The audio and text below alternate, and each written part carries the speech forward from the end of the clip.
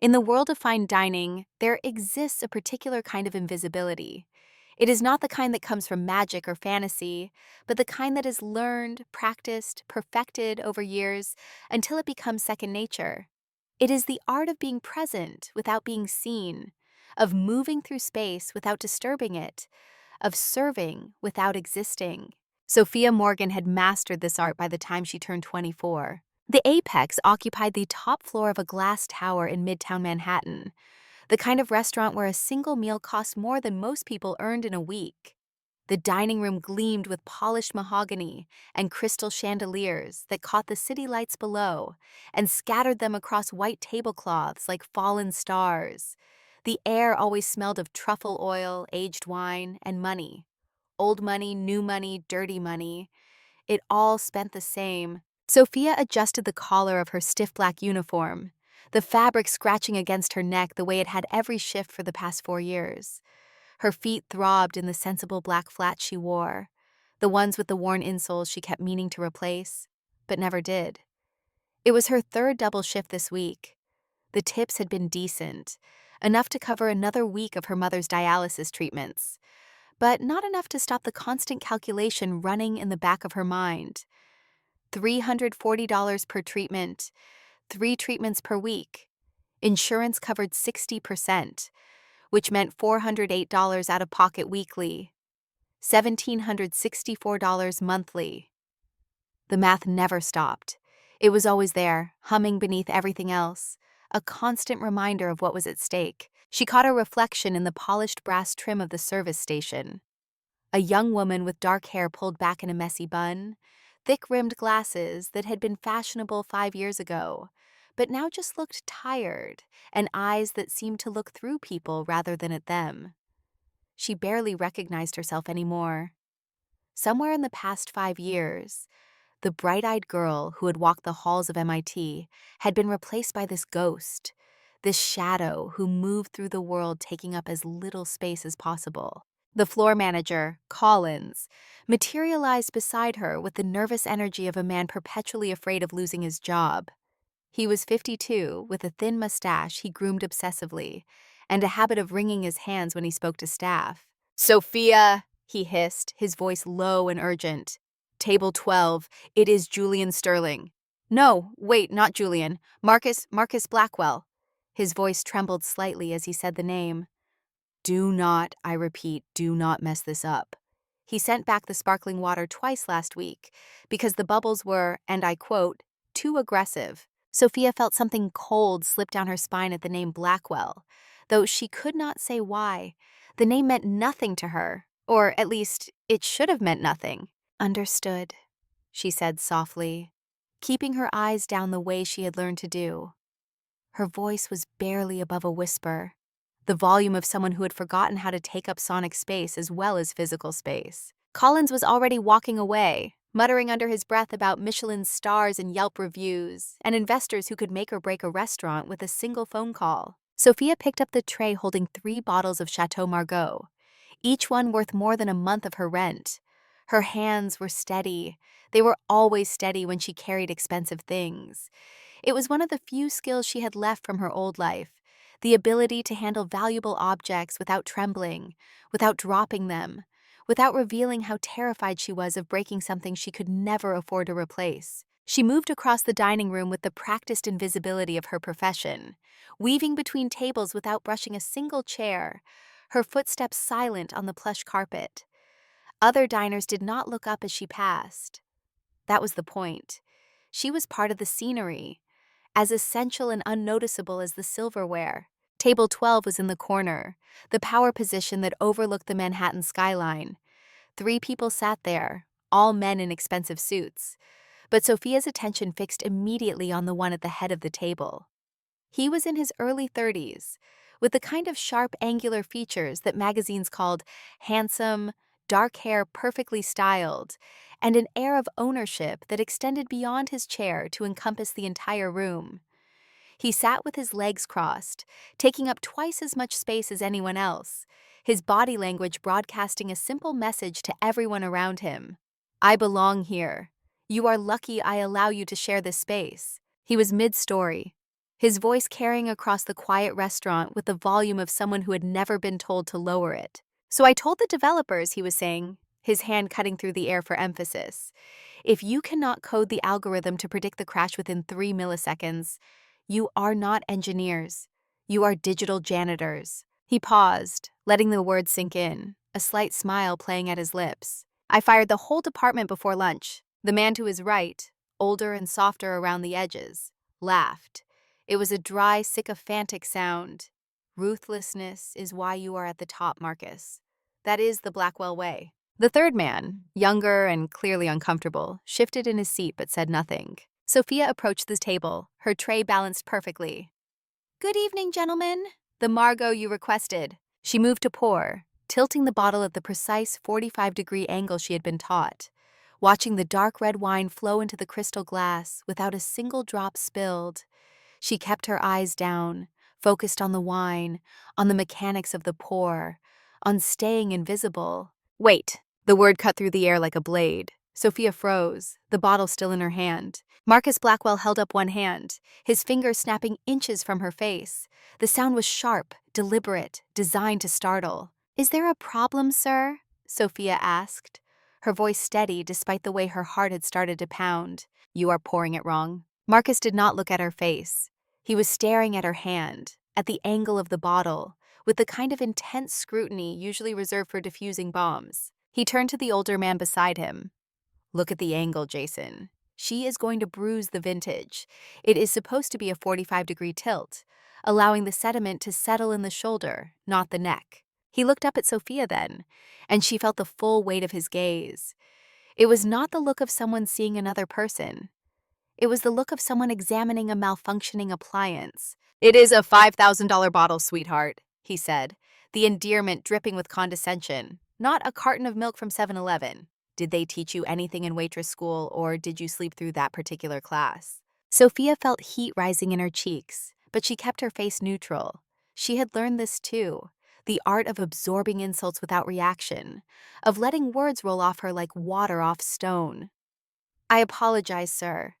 She adjusted the angle of the bottle by a millimeter, a change so small it was almost invisible, but enough to appease him. "I will be more careful." "You do that," Marcus said, picking up his napkin with theatrical precision. He dusted an imaginary speck off his silk tie. "It is tragic, really. We are here discussing the future of quantum computing and global market disruption, and we have to rely on people who probably struggle with basic arithmetic to facilitate our hydration." The younger man at the table, the one who had been quiet, finally spoke. "Marcus, she is just doing her job." "Badly," Marcus countered without missing a beat. He took a sip of the wine, swirled it in the glass with the exaggerated motion of someone performing for an audience, and then looked back at Sophia. She was still standing there, waiting to see if they needed anything else, waiting to be dismissed, waiting to disappear back into the shadows where she belonged. But Marcus was not done. His eyes narrowed slightly, as if he had just noticed something interesting, something that required further investigation. "Tell me," he said, leaning forward with his elbows on the table. "What is the most complex thought you have had today? Was it chicken or fish for the lunch special? Or maybe left shoe, right shoe?" The older man, Jason, chuckled. It was an uncomfortable sound, the laugh of someone who knew the joke was cruel but felt obligated to participate. Sophia gripped the empty tray tighter. The metal edges bit into her palms. She needed this job. Her mother was on a waiting list for a kidney transplant, and the dialysis treatments were barely keeping her stable. Without this income, without the tips from nights like this, Catherine Morgan would die. It was that simple, that brutal. "I mostly focus on ensuring our guests have a pleasant evening, Mr. Blackwell," Sophia replied, her voice steady and soft and completely devoid of emotion. "Boring," Marcus sighed, leaning back in his chair. "See, this is why the wealth gap exists, Jason. It is not about opportunity. It is about biology. Some people are designed to command, and others are designed to serve. It is a cognitive ceiling, a hard limit built into the hardware." He waved his hand in a dismissive gesture, the same motion someone might use to shoo away a fly. "Get us the menu, and try not to trip on your way back. Reading and walking at the same time might be a challenge for someone at your level." Sophia turned and walked away. She did not hurry. She did not let her hand shake. She did not let anything show on her face. But as she moved through the shadows of the hallway that led to the kitchen, her grip on the tray was so tight her knuckles had turned white, the bones pressing against skin. She did not know yet, could not know yet, that the man at table 12 was not just another arrogant customer. She did not recognize his face, older now and harder than it had been 5 years ago. She did not recognize his voice, though something about it made her skin crawl in a way she could not explain. But she would remember soon enough.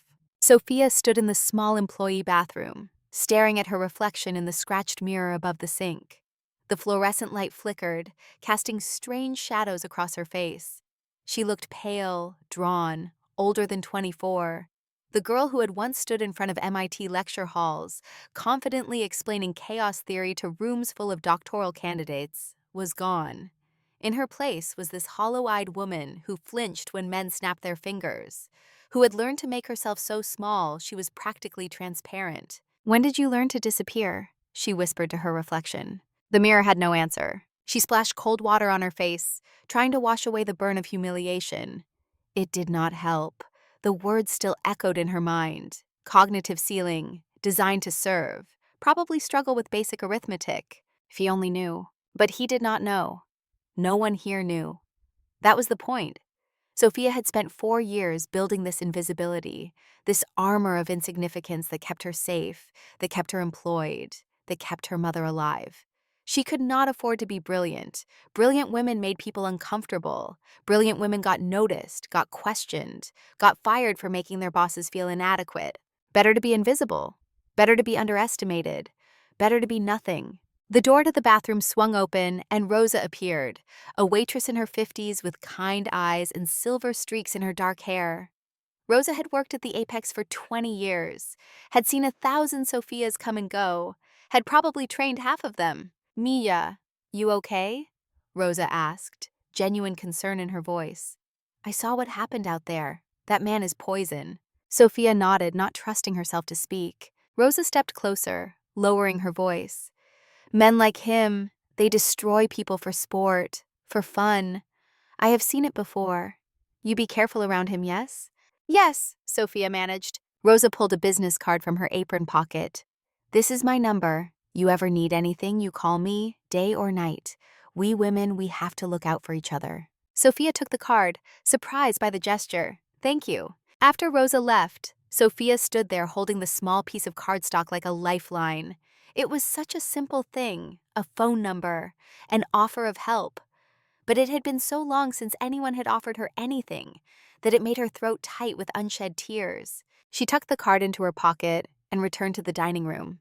The night wore on. Sophia moved through her section on autopilot, pouring wine, clearing plates, smiling blandly at customers who did not see her. But her mind was elsewhere, circling around the man at table 12, around the name Marcus Blackwell, around the strange sense of familiarity that gnawed at the edges of her consciousness. Where had she heard that name before? It was late when Sophia finally made it home to the small apartment in Queens she shared with her mother. The building was old, with peeling paint and a radiator that hissed like an angry cat, but it was clean, and it was safe, and the rent was something she could almost afford if she did not eat much and never bought anything for herself. She unlocked the door quietly, trying not to wake Catherine, but found her mother sitting at the kitchen table with a cup of tea. The dialysis machine sat in the corner like a silent judge, tubes coiled and waiting for the next session.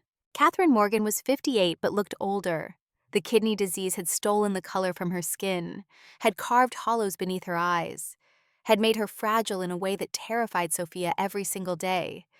But her eyes were still bright, still sharp, still capable of seeing through any lie her daughter tried to tell. "Sophie," Catherine said softly, setting down her teacup, "you look exhausted." Sophia dropped her bag by the door and collapsed into the chair across from her mother. "Long shift." Catherine studied her daughter's face with the kind of attention only a mother could manage.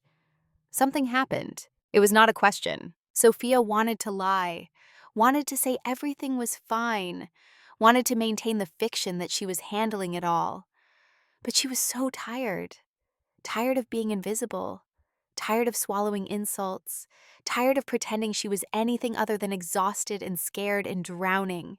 "Just another rude customer," Sophia said, which was true even if it was not the whole truth. Catherine reached across the table and took her daughter's hand. Her fingers were thin and cool, the skin almost translucent. "When did you learn to make yourself so small, baby?" The question hit Sophia like a physical blow. It was exactly what she had asked herself in the bathroom mirror, the question she had been avoiding for 4 years. "I do not know what you mean," Sophia said, but the words were hollow. "Yes, you do." Catherine's grip tightened slightly. "You were never small, Sophie. You were never invisible. You used to walk into rooms and light them up. You used to dance, remember? Ballet, tap, jazz. You were fearless." Sophia felt tears burning behind her eyes, but refused to let them fall. "That was a long time ago, Mom." 5 years is not so long. 5 years is forever when you are counting every day, every hour, every dialysis treatment. Catherine was quiet for a moment, and in that silence, Sophia heard all the things her mother was not saying. The guilt, the grief, the knowledge that her illness had cost her daughter everything. "Your father would not want this for you," Catherine finally said, her voice gentle but firm.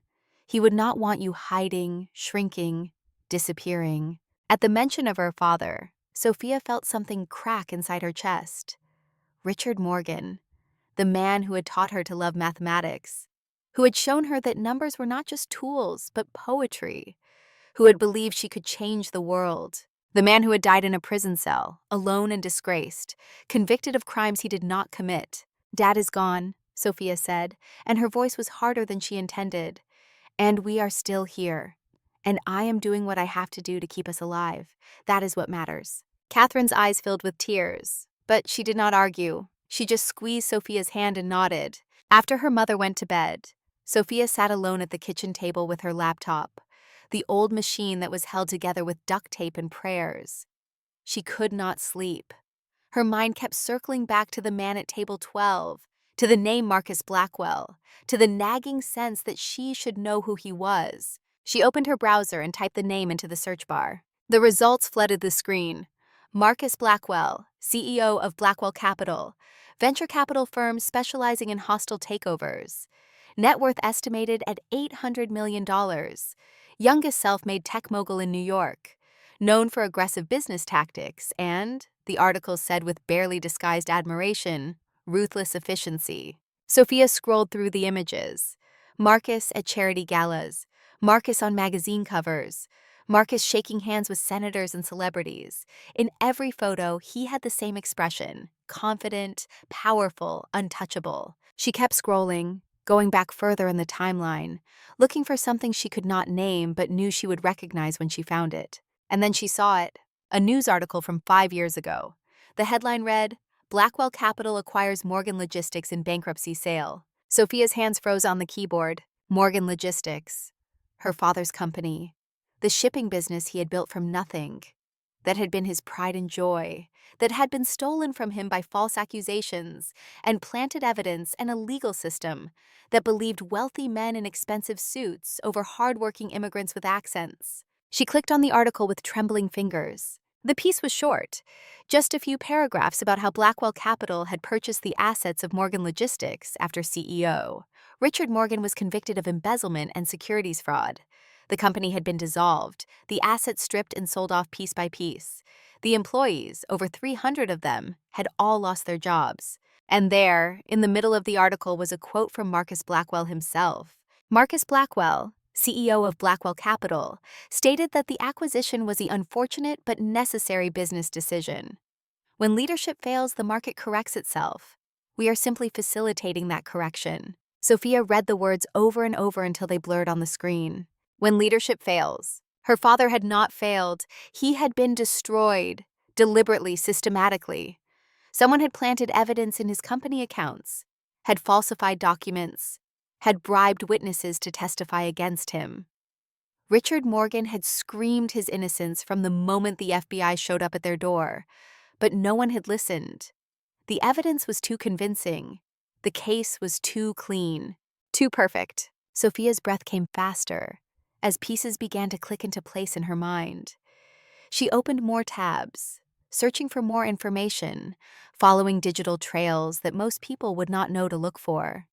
She found shell companies, offshore accounts, financial transactions that looked legitimate on the surface, but revealed something else if you knew how to read them. And there, buried in an SEC filing from 6 years ago, she found it.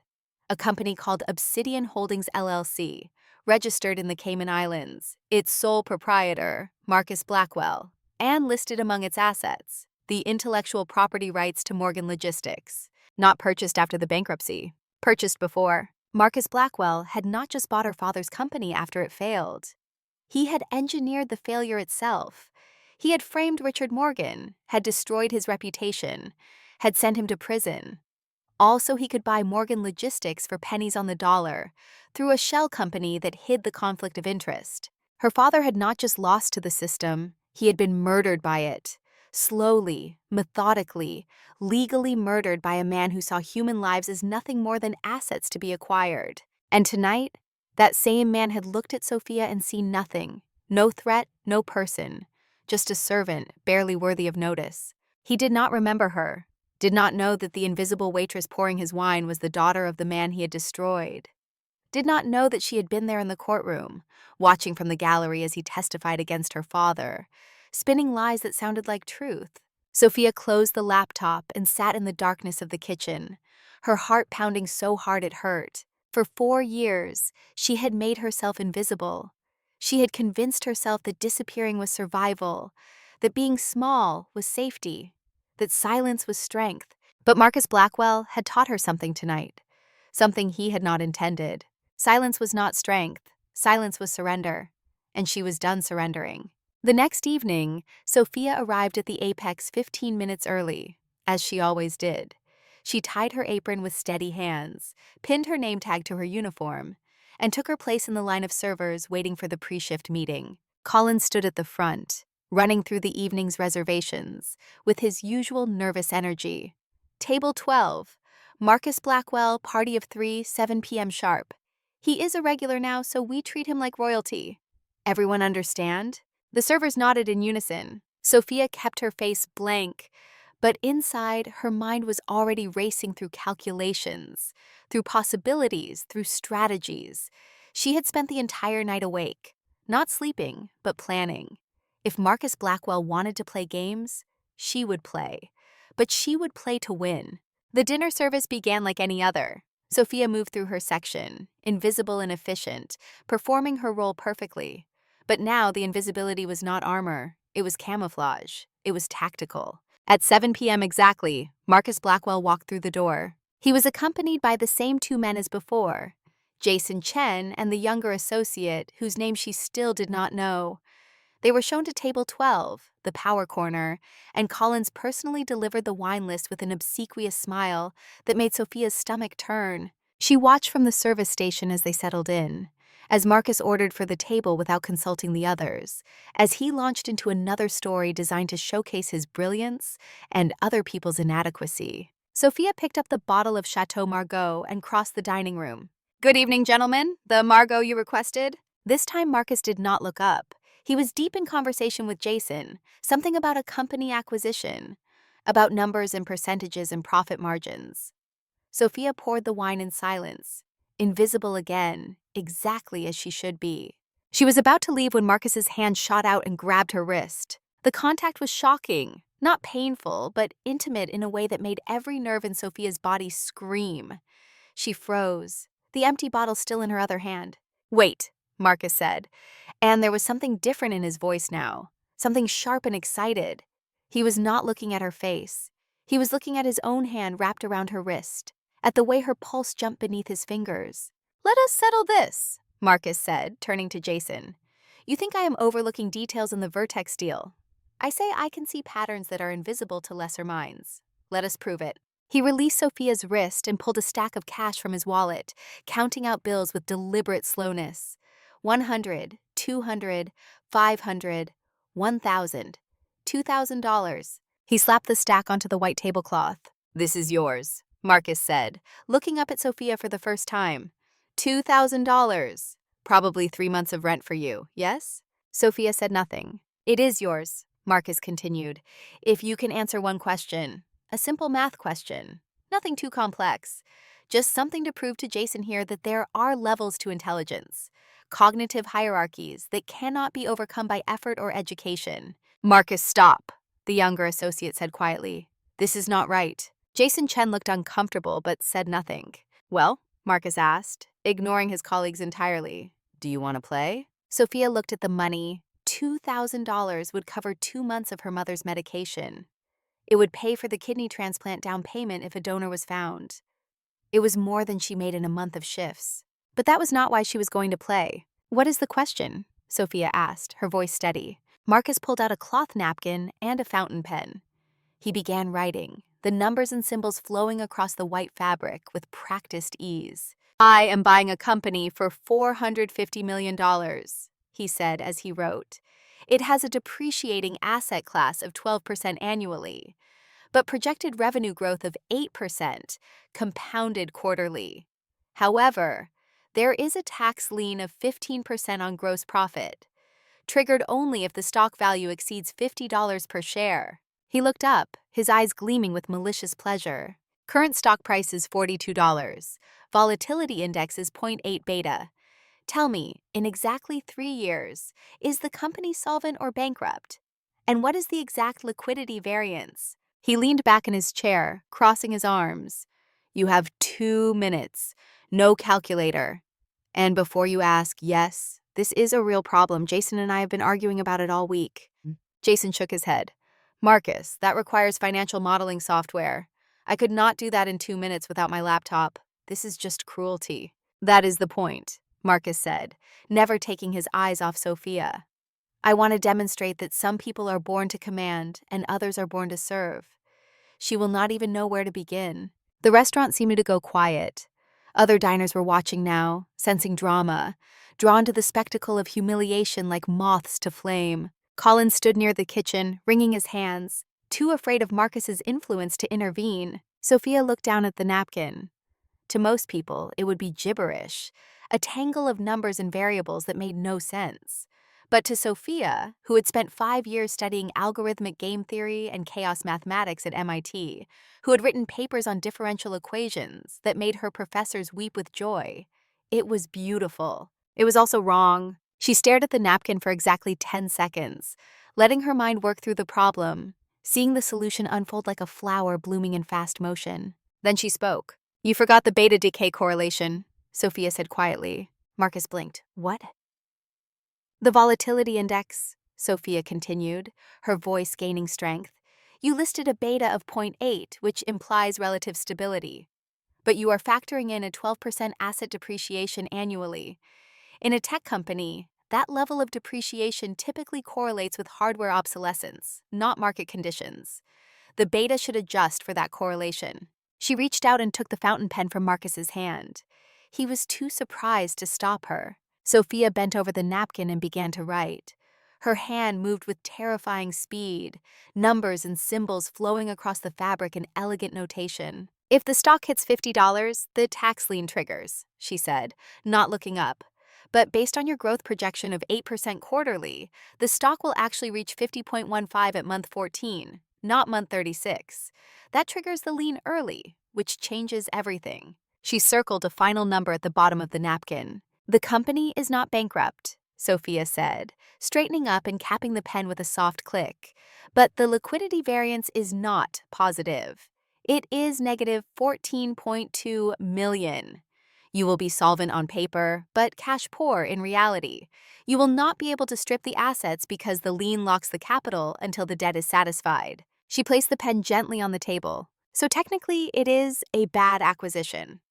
Unless, of course, you are not actually interested in the company itself, but in using it for something else, something that requires a cash-poor asset. Money laundering, perhaps? The silence that followed was absolute.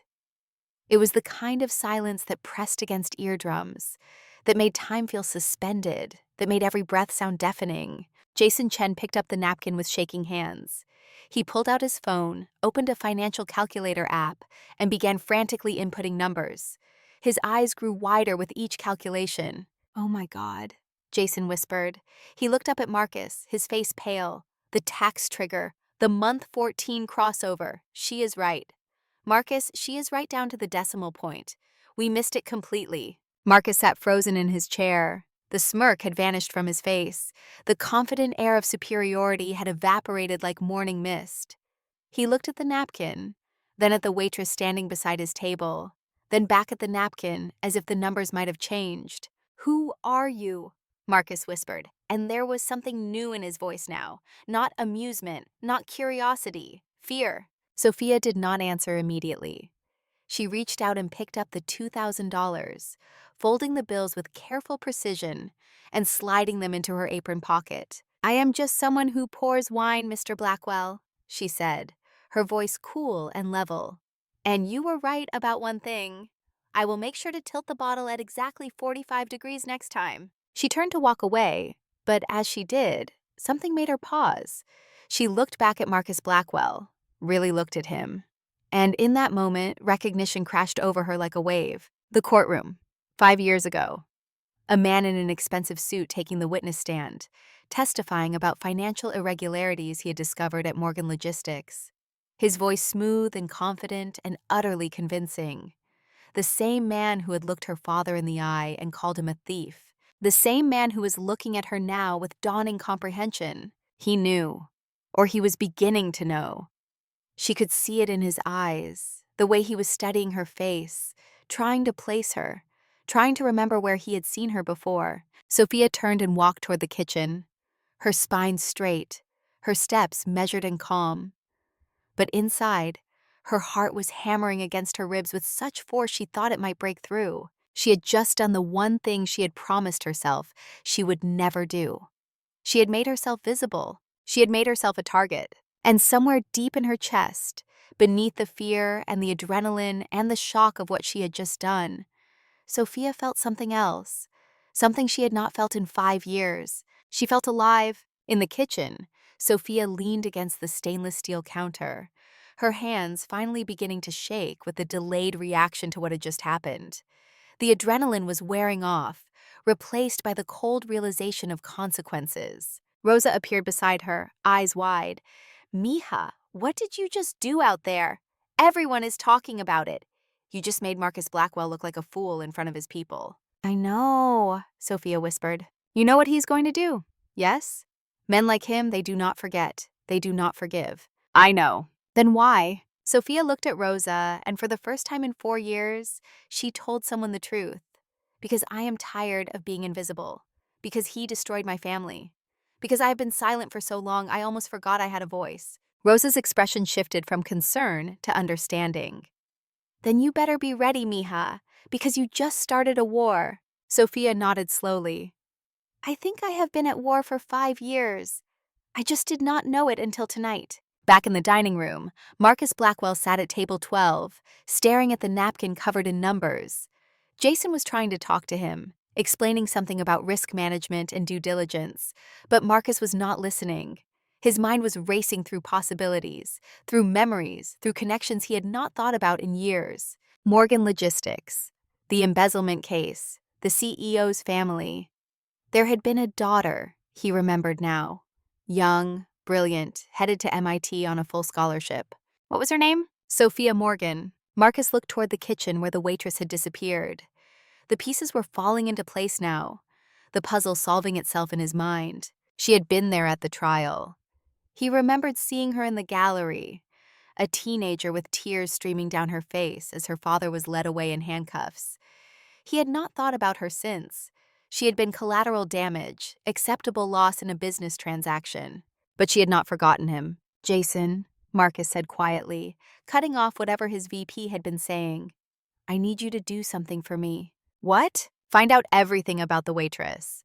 Her full name, her background, where she lives, who she associates with. Everything." "Marcus," Jason started, his voice cautious. "What are you thinking?" Marcus picked up the napkin, folded it carefully, and placed it in his jacket pocket. "I am thinking that I made a mistake 5 years ago. I did not burn all the bridges. I left a witness." Jason's eyes widened. "You think she knows? About what really happened with Morgan Logistics?" "I think she suspects. And tonight, I just confirmed those suspicions by letting her get too close." Marcus stood up, straightening his jacket. We need to eliminate this problem before it becomes something we cannot control. What does that mean? It means, Marcus said, his voice cold and flat, that invisible waitress is about to learn a very important lesson about the world. Intelligence means nothing without power, and I have all the power. He looked toward the kitchen one more time, and she has nothing at all. But Marcus Blackwell was wrong. He was wrong because he did not understand what Sophia Morgan had learned over the past 5 years. She had learned patience. She had learned observation.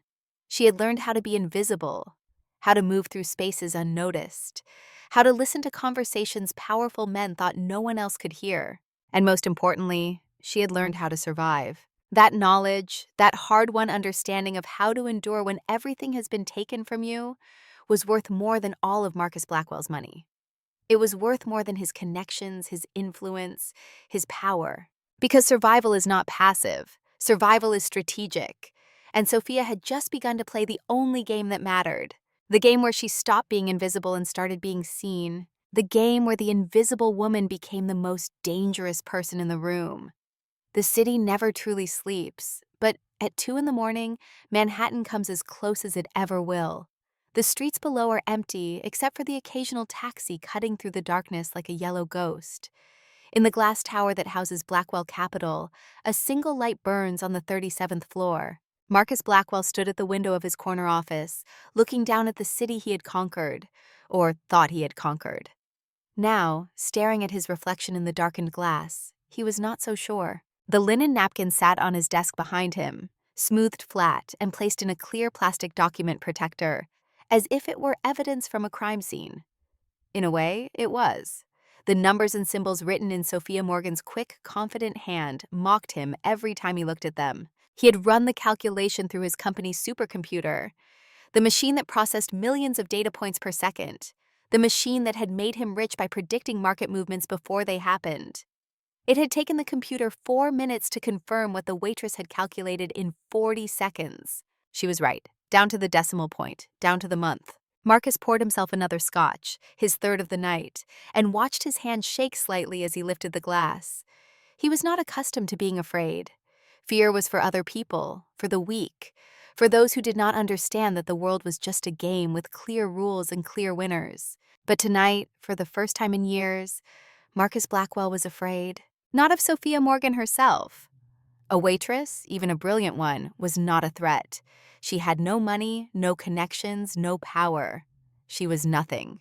But that moment in the restaurant, when she had looked at him with those eyes, when recognition had flickered across her face like lightning, that moment had opened a door Marcus had thought was safely locked and buried years ago. She remembered him. And if she remembered him, she might remember other things too. The intercom on his desk buzzed, making him flinch. It was Jason Chen, his VP of Operations, who had been summoned to the office an hour ago and had been working in the conference room ever since. "Mr. Blackwell," Jason's voice crackled through the speaker.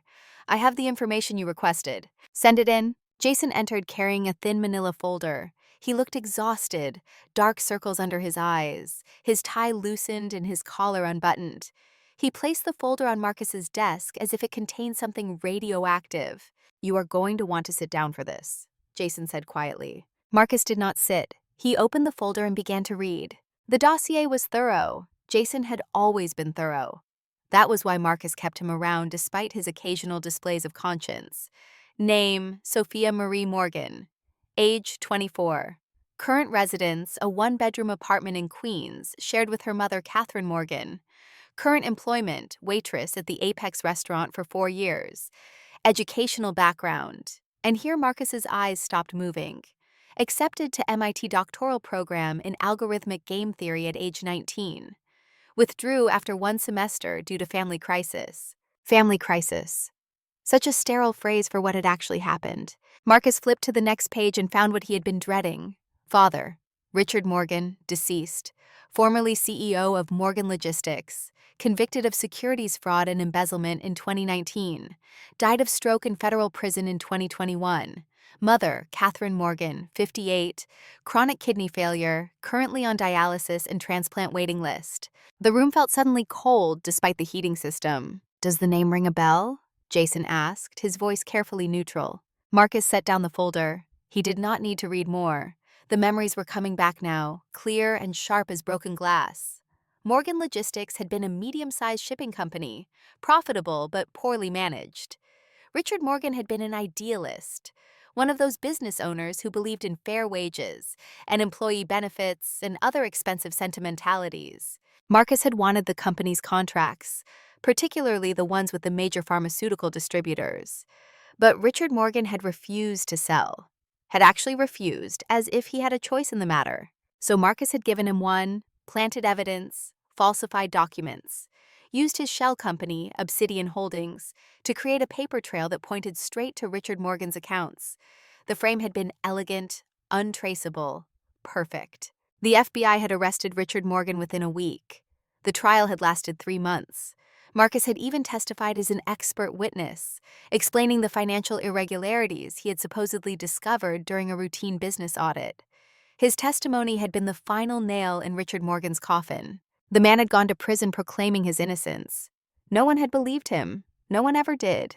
Marcus had bought Morgan Logistics at the bankruptcy auction for a fraction of its value, stripped the assets, sold off the contracts, fired the employees, standard procedure, business as usual. He had not thought about Richard Morgan in years. Dead men did not require thought. But Richard Morgan had a daughter, and that daughter had been serving him wine for the past month. She was at the trial, Marcus said, the memory crystallizing now. I saw her. She was just a kid then, sitting in the gallery, crying. Jason nodded slowly. According to the records, she was 19. MIT scholarship, full ride.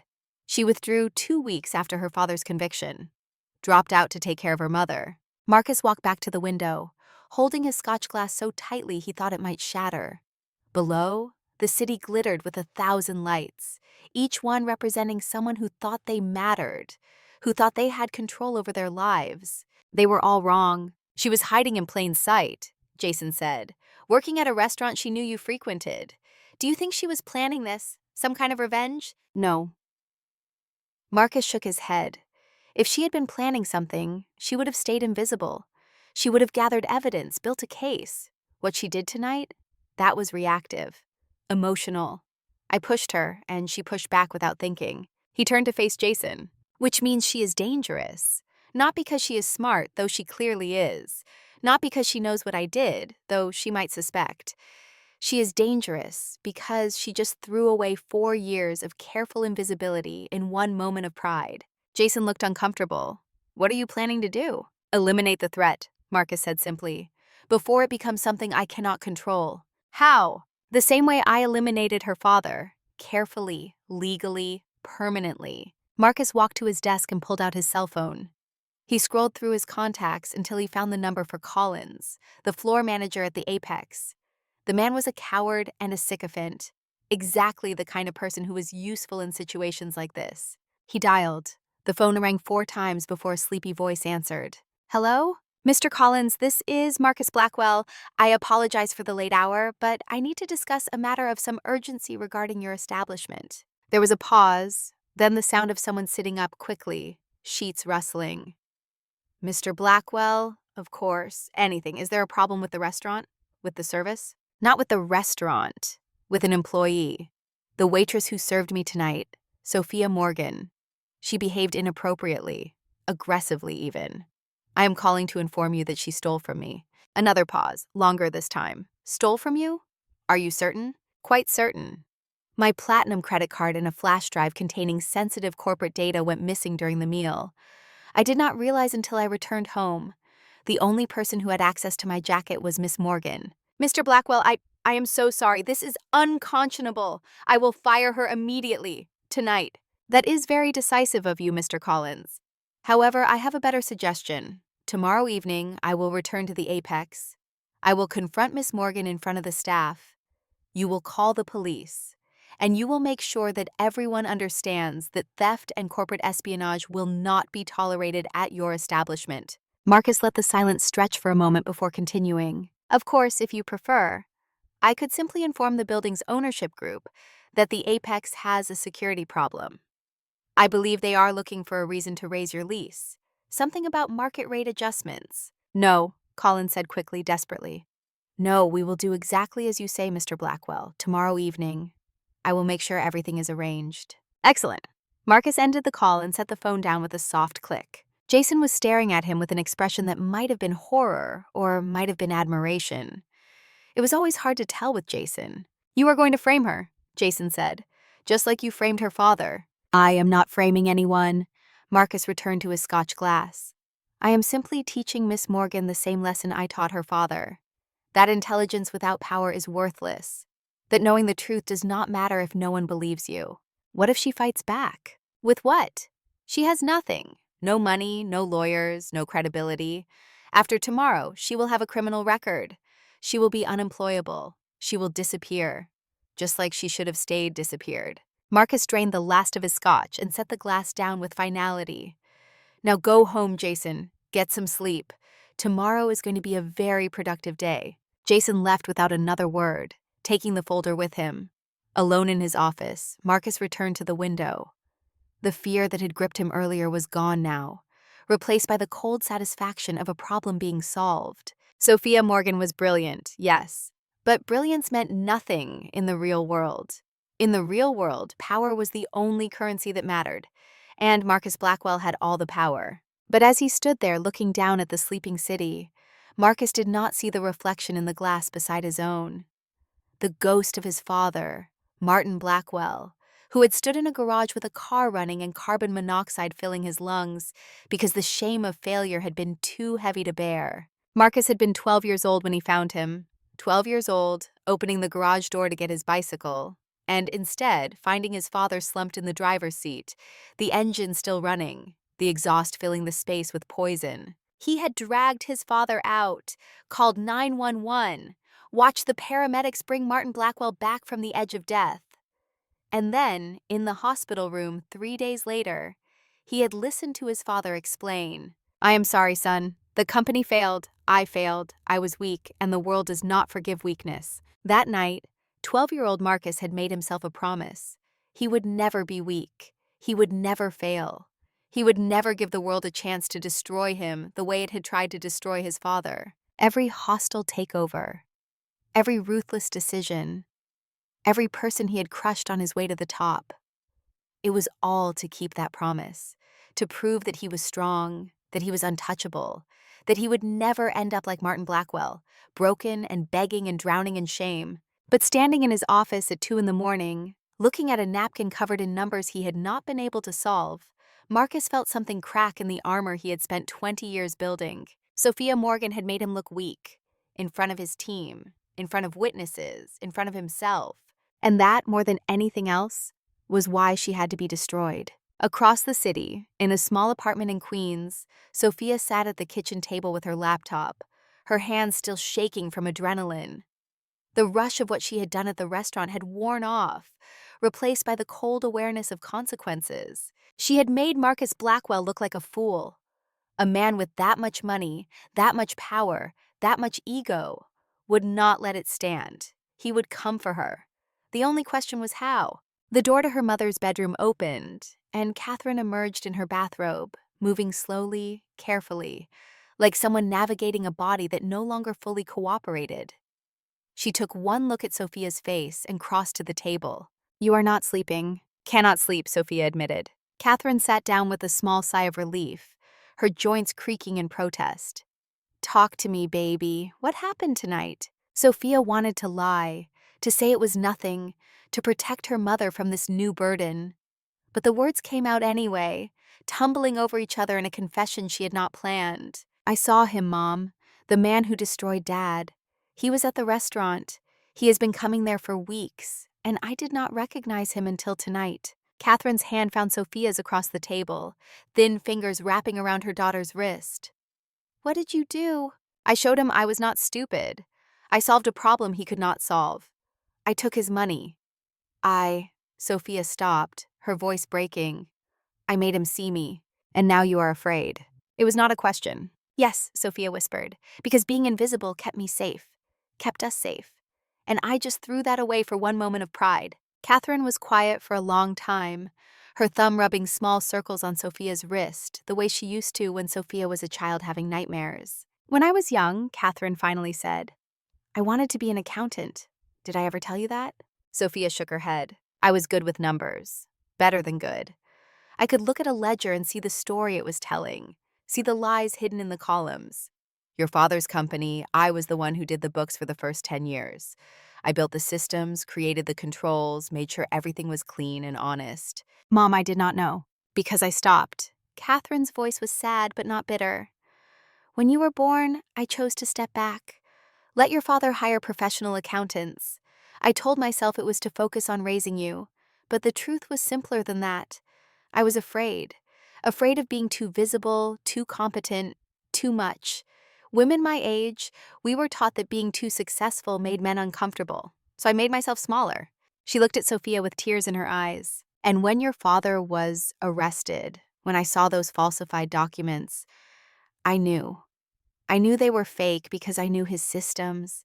I knew how he worked. I could have testified, could have explained, could have saved him, but I was too afraid, too used to being invisible, too convinced that my voice did not matter. Catherine's grip tightened on Sophia's hand. Your father died because I stayed silent, Sophie. Do you understand? I taught you to be invisible because I was trying to keep you safe, but invisibility did not save him. It killed him. And it has been killing you too, piece by piece, for 5 years. Tears were streaming down Sophia's face now, hot and unstoppable. What if he comes after me? What if he destroys me like he destroyed Dad? Then you fight back. Catherine's voice was fierce, stronger than Sophia had heard it in years. You fight with everything you have, because the alternative is disappearing completely, and that is just another kind of death. They sat together in the darkness of the kitchen, mother and daughter, two women who had learned too well how to be small. But something was changing in that moment, something fundamental and irreversible. Sophia was done being invisible. The next morning, Sophia received a text message from an unknown number. It was brief, professional, and completely unexpected. Miss Morgan, my name is Diane Chen. I am an investor who was dining at the Apex last night. I witnessed what happened with Marcus Blackwell. I would like to speak with you. Please call me at your earliest convenience. This is not a solicitation. This is an opportunity. Sophia stared at the message for a long time. Every instinct told her it was a trap, another move in whatever game Marcus was playing. But there was something about the directness of the message, the lack of false friendliness, that made her curious. She called the number. The woman who answered had a voice that sounded like it came from someone who had stopped apologizing for taking up space a long time ago. Diane Chen speaking. This is Sophia Morgan. You texted me. I did. Thank you for calling. I will be direct because I suspect you appreciate directness. I saw what happened last night. I watched Marcus Blackwell try to humiliate you, and I watched you turn it back on him with the kind of precision I have not seen in years. I want to meet you. Why? Because I invest in potential, Miss Morgan, and you have more potential than anyone I have met in a decade. Also, because Marcus Blackwell killed my daughter. The words hung in the air like a gunshot. Not literally, Diane continued, her voice controlled but strained, not in a way that could be prosecuted. But Emma, my daughter, worked for Blackwell Capital 3 years ago. She was brilliant, ambitious, everything a mother could want. She discovered irregularities in the company's accounting. She went to Marcus with her concerns, and he destroyed her, systematically, publicly. He made sure she could never work in finance again. Sophia's grip tightened on her phone. What happened to her? She killed herself 6 months later. Pills and vodka. 22 years old. The silence that followed was heavy with shared grief, shared rage, shared understanding. I am sorry, Sophia said, because there were no other words. I am sorry too. Diane's voice was steady now, which is why I am calling you. Marcus Blackwell destroys people, and he does it legally, cleverly, in ways that leave no evidence. But last night I saw something I have not seen in 3 years. I saw someone make him afraid. I am just a waitress. No, Miss Morgan, you are a weapon he did not see coming, and I would like to help you sharpen that weapon. Why would you help me? Because revenge is expensive, and I can afford it. Because justice is hard, and I know how to make it easier. And because no daughter should have to fight these battles alone. Sophia closed her eyes, thinking of her father, of Diane's daughter, of all the people Marcus Blackwell had destroyed on his way to the top. She thought about invisibility and safety and survival. She thought about her mother's words from the night before. Invisibility killed him. When can we meet? Sophia asked. Today, noon. There's a coffee shop on 4th and Lexington. Come alone. Come ready to work. The call ended, and Sophia sat in her apartment, her heart pounding with a mixture of fear and something else. Something that felt almost like hope. But hope was dangerous. Hope made you careless. And Sophia could not afford to be careless. Not when Marcus Blackwell was already planning his next move. She had no way of knowing that at that exact moment, Collins was calling his security staff, that Marcus was purchasing an identical platinum credit card and loading a flash drive with fabricated documents, that the trap was being set with the same precision Marcus had used to destroy her father. She had no way of knowing that in exactly 8 hours, her life was going to change forever. All she knew was that she was tired of being afraid, tired of being small, tired of watching powerful men destroy everything she loved while she stood by and did nothing. The meeting with Diane Chen was brief but transformative. The older woman sat across from Sophia in a corner booth of the coffee shop, perfectly dressed in a way that suggested both wealth and purpose. She had silver hair cut in a sharp bob, intelligent eyes that missed nothing, and the kind of presence that made people automatically sit up straighter. She listened to Sophia's story without interruption, without judgment, without the false sympathy Sophia had grown to hate. When Sophia finished, Diane was quiet for a moment, processing. Marcus used a shell company to frame your father. Obsidian Holdings. You know about it?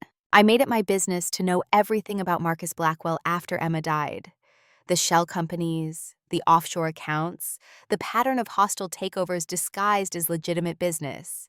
He is very good at hiding his tracks, but he is not perfect. Can you prove it? Not yet. But with the right leverage, the right pressure, I believe we could force an investigation.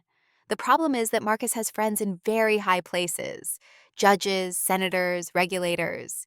He has spent years building a network of people who owe him favors. Then how do we fight him? Diane smiled, and it was not a kind smile. It was the smile of someone who had been planning for exactly this moment. We do what he does. We play the long game, we gather evidence, we build a case, and we wait for him to make a mistake. Because arrogant men always make mistakes eventually. She slid a business card across the table. Her personal number was handwritten on the back. This is my direct line, day or night. If Marcus comes after you, which I suspect he will very soon, you call me immediately.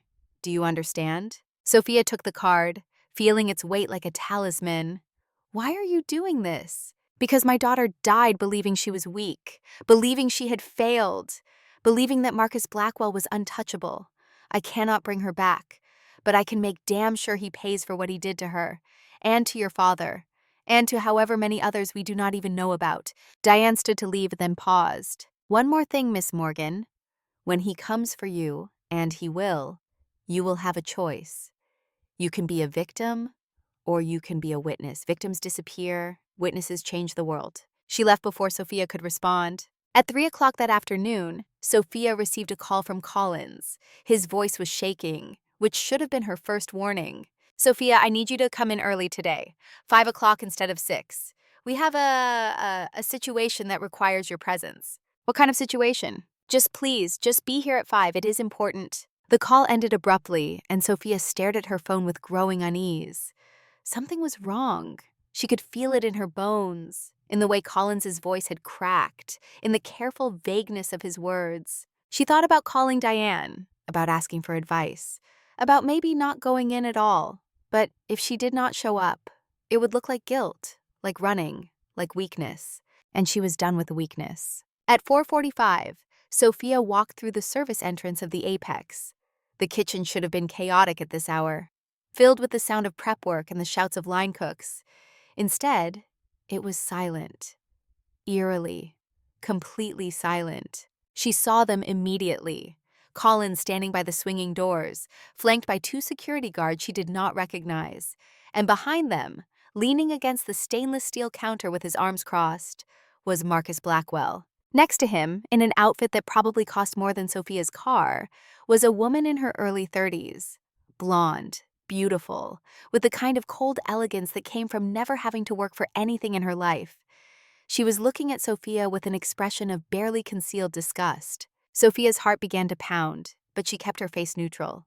Mr. Collins, is there a problem? Collins would not meet her eyes. His hands were shaking. I am afraid there is, Sophia. We have had a complaint, a serious one. From whom? Sophia asked, though she already knew the answer. From me, Marcus said, pushing off from the counter. He moved toward her with the casual confidence of a predator that knows its prey has nowhere to run. You see, Sophia, after our interesting conversation last night, I realized I was missing something. My platinum credit card and a flash drive containing highly sensitive corporate data. Sophia's blood ran cold. That is a lie. I never touched your wallet. Really? Marcus raised an eyebrow. Because my wife here, he gestured to the blonde woman, who had to be Victoria Blackwell. She was quite insistent that we check the security footage. And what do you know, we found something interesting. One of the security guards stepped forward, holding up a clear plastic bag. Inside was a black credit card and a silver flash drive. Found these in your locker, Miss Morgan, the guard said, his voice flat and professional. You have the only key. You planted those, Sophia said, her voice rising despite her attempts to stay calm. She looked at Collins. Mr. Collins, you know me. You know I would never steal. Collins looked away, shame burning his ears red. The evidence is pretty clear, Sophia. Marcus was smiling now. That same cold smile he had worn in the courtroom 5 years ago when he had testified against her father. The police are on their way. Grand larceny, corporate espionage. These are serious charges, Sophia. Federal crimes, 5 to 10 years in prison. He let the words sink in, watching her face for any sign of breaking. However, he continued, leaning closer, his voice dropping to a whisper that only she could hear. I am a generous man. I do not want to ruin a young woman's life over a moment of weakness. I will drop the charges. But you are fired, effective immediately. And I will make sure that every restaurant, every coffee shop, every service job in this city knows exactly who you are and what you did. You will never work again. Do you understand me? Sophia looked at him, really looked at him, and saw the truth written in his eyes. This was not about theft. This was about silencing her, about destroying her before she could become a threat, about eliminating Richard Morgan's daughter the same way he had eliminated Richard Morgan. She thought about her mother, about Diane Chen, about Emma who had swallowed pills because the shame had been too much.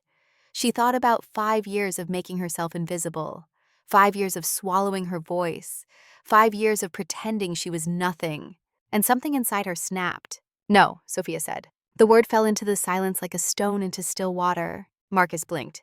Excuse me? Sophia raised her voice, making sure everyone in the kitchen could hear. No, I will not sign your documents. I will not apologize for something I did not do. I will not disappear because you are afraid of what I know. Victoria Blackwell stepped forward, her face twisted with anger. You have no proof of anything, you delusional little girl. Not yet, Sophia said, looking Victoria in the eye. But I will find it. And when I do, everyone will know what your husband really is. Not a genius, not a success story, a fraud, a criminal, a man who destroys lives because he is terrified of being weak. You are all fired, Marcus said, his voice shaking with barely controlled rage. All of you. Anyone who stands with her, anyone who defends her, you are done. But before anyone could move, a voice came from the corner of the kitchen. Then I guess I am done too. Rosa stepped forward, the older waitress who had given Sophia her phone number.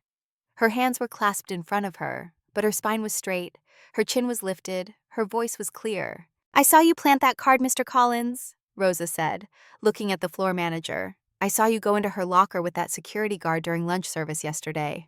I saw everything. The kitchen erupted. Other staff members began murmuring, some nodding in agreement, some backing away toward the exits. The carefully constructed lie was beginning to crumble. You are lying, Marcus said, but there was uncertainty in his voice now. You are all lying to protect her. Then we will all be witnesses, Rosa said simply. In court, where it matters. Marcus looked around the kitchen, seeing his control slipping away, seeing the narrative he had crafted beginning to fall apart. His face was turning red, his hands were clenched into fists, and for a moment, Sophia thought he might actually strike her. Instead, he turned and walked toward the exit, Victoria following in his wake.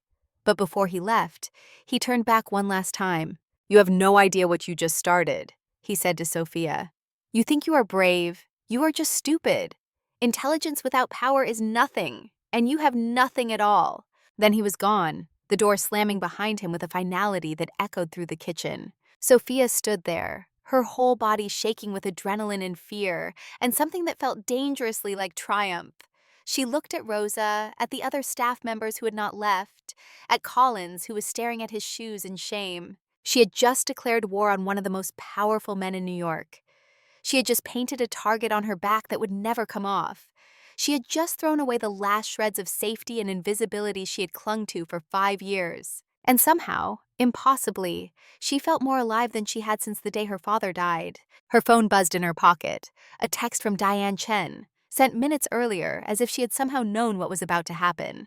When you are ready, come to my office. We have work to do, real work, the kind that changes everything. Sophia looked around the kitchen one last time, at the place that had been her prison and her protection for 4 years. Then she untied her apron, let it fall to the floor, and walked out through the back door into the alleyway. The rain had started, cold drops that felt like absolution. She tilted her face up to the sky and let the water wash over her. Let it wash away 4 years of invisibility, 4 years of silence, 4 years of being less than she was. Marcus Blackwell thought he had destroyed her, thought he had backed her into a corner with no way out, thought that intelligence without power meant nothing. But he was wrong about that last part. Intelligence without power was not nothing. Intelligence without power was potential energy, stored, waiting, ready to be converted into something Marcus Blackwell had never seen coming. Sophia Morgan was done serving, done hiding, done disappearing. It was time to start playing the only game that mattered. The game where the invisible woman became the most dangerous person in the room. And the game had only just begun. The offices of Chen Capital occupied a corner suite in a building that smelled of old money and new ambition. Floor-to-ceiling windows offered a view of Central Park, the trees bare in the November cold, their branches reaching toward a gray sky like supplicants asking for mercy. Sophia stood at those windows, watching the city move below, feeling like she was standing on the edge of a cliff with no way back. Behind her, Diane Chen sat at a conference table covered in documents, legal pads, and 3 different laptops, all running searches that Sophia did not fully understand yet. It had been 3 days since the confrontation at the Apex. 3 days since Sophia had walked out into the rain with nothing but her dignity and Diane's phone number. 3 days since Marcus Blackwell had declared war. And in those 3 days, the world had started to shift in ways Sophia was only beginning to comprehend. You need to understand something, Diane said, not looking up from her laptop. Men like Marcus Blackwell do not destroy people quickly. They do it systematically, legally. They use the institutions that are supposed to protect us as weapons. That is what makes them so dangerous. Sophia turned from the window. What are you saying? I am saying that Marcus has already started. He filed a civil lawsuit this morning, $5 billion in damages. Defamation, corporate espionage, interference with business operations. He is claiming that you stole proprietary information and used it to manipulate him. $5 billion. The number was so absurd it almost made Sophia laugh. I do not have $5 billion. I do not have $5,000. That is not the point. Diane finally looked up, her expression grim. The point is to bury you in legal fees before you can even think about fighting back. The point is to make you radioactive. No lawyer will take your case on contingency when the defendant is claiming damages in the billions. You cannot afford to fight, so you lose by default. Then I already lost. No. Diane stood and walked to the window, standing beside Sophia. You lost if you were fighting alone, but you are not alone anymore. She gestured to the documents on the table. I have been investigating Marcus Blackwell for 3 years, ever since Emma died. I have hired forensic accountants, private investigators, former FBI analysts. I have spent millions chasing paper trails that go cold, following leads that disappear, hitting walls that were built specifically to keep people like me out. Why are you telling me this? Because last night one of my investigators found something real, something we can use. Diane returned to the table and pulled out a single sheet of paper. It was a bank statement, innocuous except for one highlighted transaction. Obsidian Holdings LLC, a wire transfer of $2.3 million to a Swiss account 6 years ago, 3 days before your father was arrested. Sophia felt her heart begin to pound. What does that mean? It means that Marcus moved money into position before he framed your father.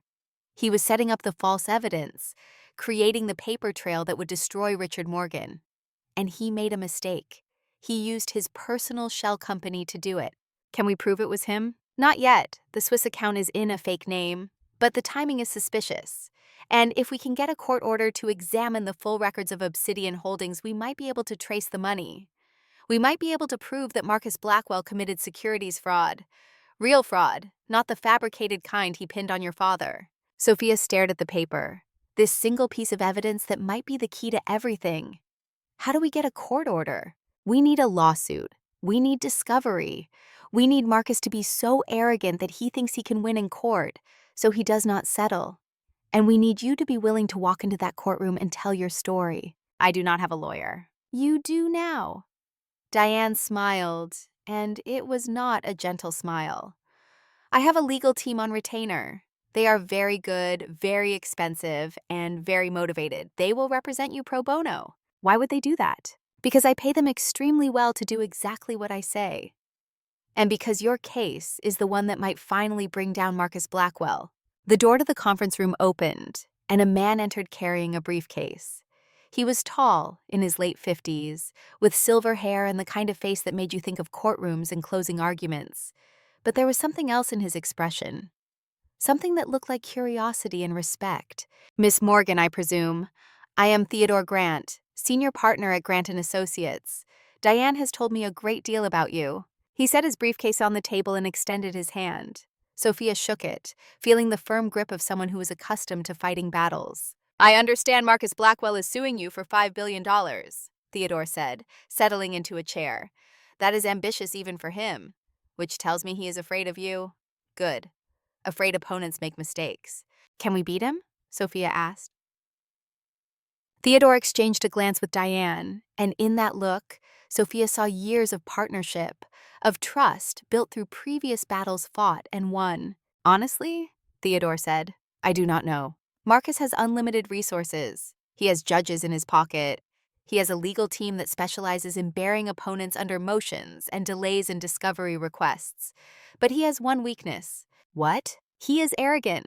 And arrogance makes people confess when they should stay silent. Over the next 2 weeks, Sophia learned what it meant to fight a legal war against someone with infinite resources. Marcus's lawyers filed motion after motion, each one designed to drain time and money and hope. They demanded financial records Sophia did not have. They scheduled depositions at inconvenient times in distant locations. They buried Theodore's team in paperwork that required hundreds of hours to review. But Theodore fought back with the kind of methodical precision that came from 4 decades of practice.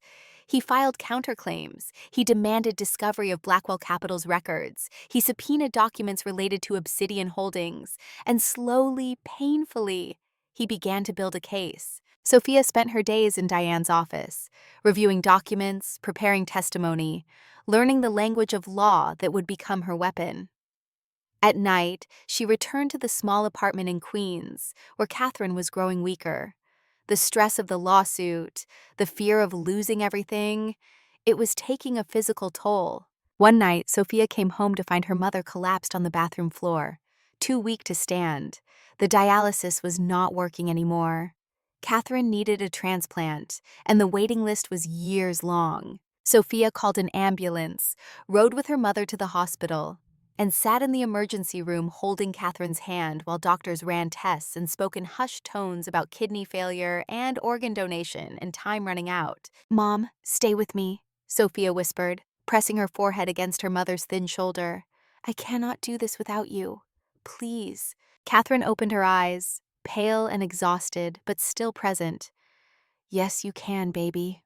You already are. But the words felt hollow in the fluorescent glare of the hospital room. The preliminary hearing was scheduled for a Thursday morning in federal court, a building of marble and brass that smelled like justice and old wood. Sophia walked up the steps with Theodore on one side and Diane on the other, and felt like she was marching toward her own execution. The courtroom was packed. Marcus had made sure of that. He wanted an audience. He wanted witnesses to Sophia's humiliation. He sat at the plaintiff's table with 3 lawyers in suits that cost more than most people's cars, looking relaxed and confident, like a man who had already won. Beside him sat Victoria Blackwell, dressed in Chanel and diamonds, the perfect picture of a supportive wife. But Sophia noticed something. Victoria's hands were clasped too tightly in her lap. Her smile was fixed and brittle. She looked like a woman playing a role she had perfected over years of practice. All rise for the Honorable Judge Evelyn Holloway. The judge who entered was a woman in her early 60s, with steel gray hair and eyes that had seen every trick in the book. She settled behind the bench with the air of someone who suffered no fools and tolerated no theatrics. Be seated. We are here for the preliminary hearing in the case of Blackwell versus Morgan.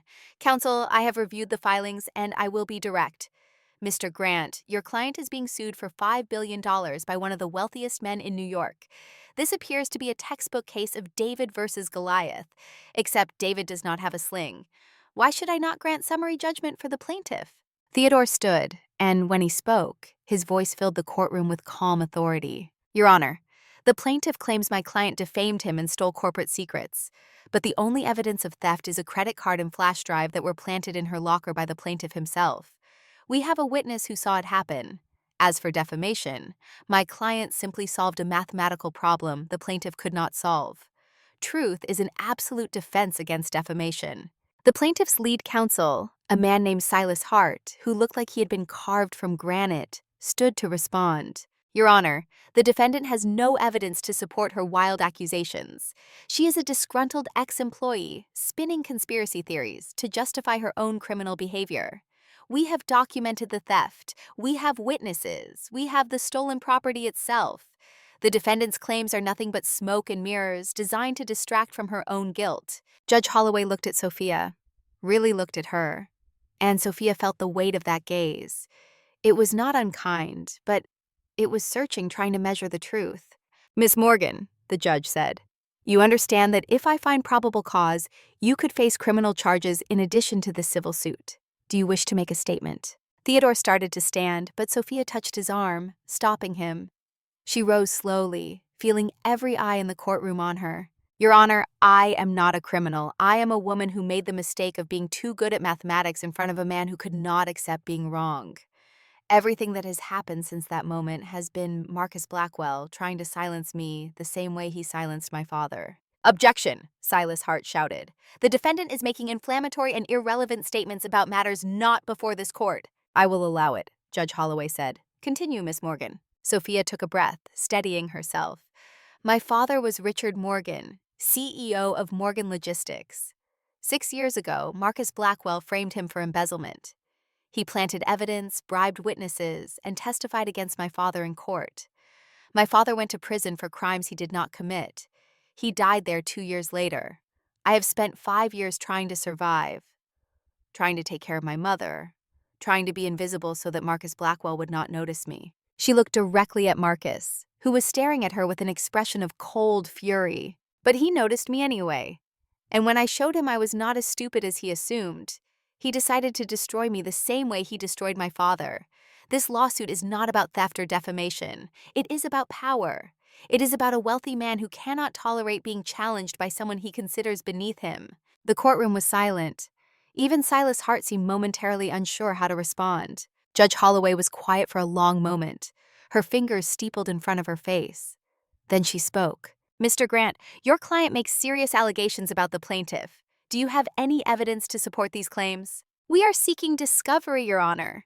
We believe the financial records of Obsidian Holdings will show a pattern of fraud that directly relates to this case. Objection, Silas Hart said quickly. Obsidian Holdings is not a party to this lawsuit. The defendant is on a fishing expedition, trying to harass my client with irrelevant discovery requests. If it is irrelevant, Judge Holloway said, her voice sharp, then the plaintiff should have no objection to producing the records and proving Miss Morgan wrong. Motion for discovery is granted. Both parties will exchange relevant financial documents within 30 days. She banged her gavel, the sound echoing through the courtroom like a gunshot. Preliminary hearing concluded. Trial date will be set for 3 months from today. Dismissed. As the courtroom emptied, Sophia felt something she had not felt in weeks. Not hope exactly, but possibility. The door had opened, just a crack, and light was coming through. Theodore turned to her, his expression carefully neutral, but with a hint of satisfaction in his eyes. That went better than expected. The judge is giving us discovery. That is a good sign. But Diane was looking at Marcus, who was in heated conversation with his lawyers, his face red with barely controlled anger. She leaned close to Sophia and whispered, "He is going to escalate now. Men like him, when they feel control slipping, they do not pull back. They attack harder." She was right. 2 days later, a news story broke. It was picked up by every major outlet, splashed across social media, shared and commented on by thousands of people who knew nothing about the case but had opinions anyway. The headline read, "Waitress turned hacker, How Sophia Morgan Allegedly Stole Millions in Corporate Secrets." The article was a masterpiece of manipulation. It painted Sophia as a resentful ex-employee who had fabricated a grudge against a successful businessman. It included quotes from anonymous sources at the Apex who claimed she had been difficult to work with, unprofessional, prone to outbursts.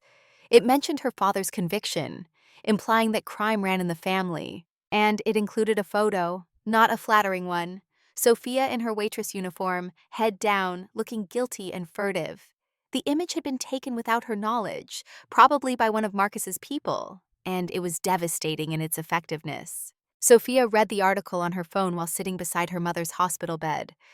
Catherine was sleeping, her breathing shallow and labored, the machines around her beeping softly in the sterile silence. "They are trying to destroy you," came a voice from the doorway. Sophia looked up to see a woman she did not recognize. Mid-40s, professional but approachable, with dark hair pulled back in a ponytail and sharp, intelligent eyes. "My name is Madison Torres. I am an investigative journalist, and I have been following Marcus Blackwell for 2 years. She stepped into the room holding up her press credentials. "I know what he did to your father. I know about the shell companies and the fraudulent testimony. And I know about the 12 other women he has destroyed over the past decade." 12? At least 12. Probably more. Madison sat down in the chair across from Sophia. Women who worked for him. Women who discovered his illegal activities. Women who refused his advances. He has a pattern. He silences people, usually with money, but sometimes, when money does not work, he uses the law, just like he is doing to you. Why are you telling me this? Because I want to write the real story, not the one he is paying publicists to spread, the true story. But I need you to go on record. I need you to be willing to put your name to it. Sophia looked at her mother, at the machines keeping Catherine alive, at the life that was hanging by a thread. If she went public, if she gave Madison Torres an interview, there would be no going back. Marcus would come after her with everything he had. But if she stayed silent, if she let his version of the truth become the official narrative, then her father's death would mean nothing. Her own struggle would be erased, and Marcus Blackwell would win. "I will do it," Sophia said. "When do you want to talk?" "Now, if you are willing." Madison pulled out a recording device. "Your mother is sleeping. We have time. Tell me everything." So Sophia did. She told Madison about MIT, about the night the FBI came, about watching her father die in prison. She told her about working at the Apex, about Marcus's humiliation, about the $2,000 challenge. She told her about the framing, about Diane Chen, about the lawsuit that was designed to silence her forever. And Madison listened, her recorder running, her expression growing darker with every revelation. When Sophia finished, Madison was quiet for a long moment. Then she said something Sophia was not expecting. "You are not the first woman from Marcus's past to contact me. There are others, women who are terrified to speak publicly, but who have told me their stories.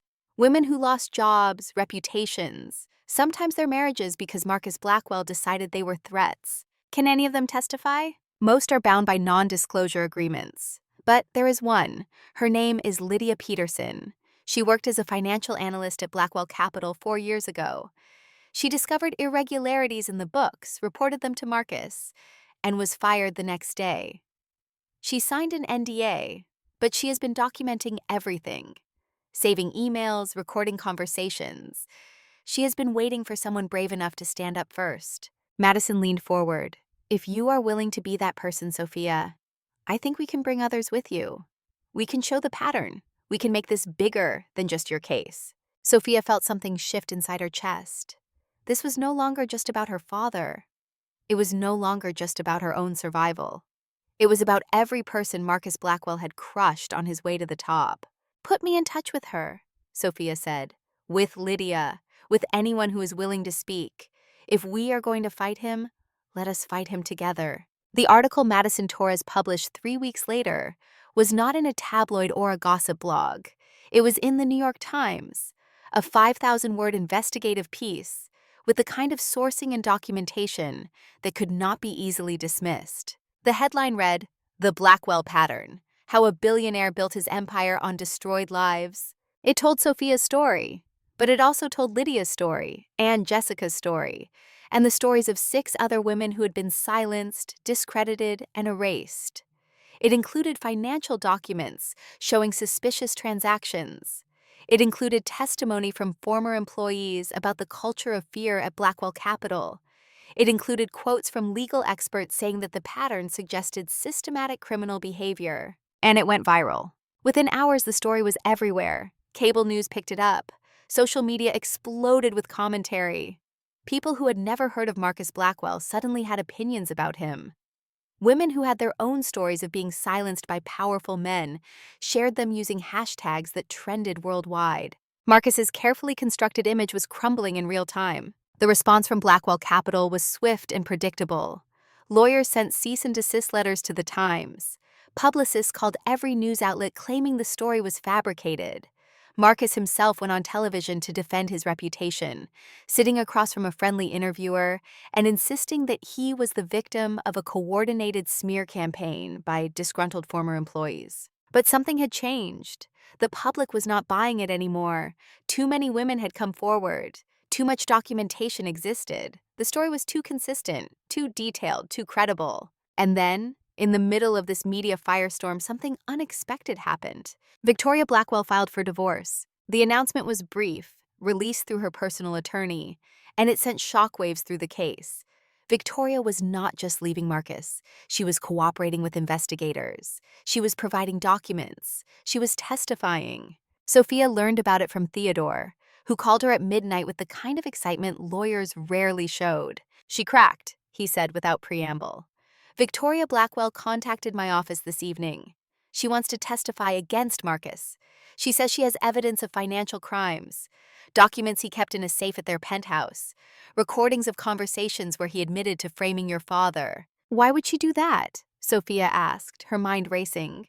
"She stood beside Marcus this whole time. She enabled him." Theodore was quiet for a moment.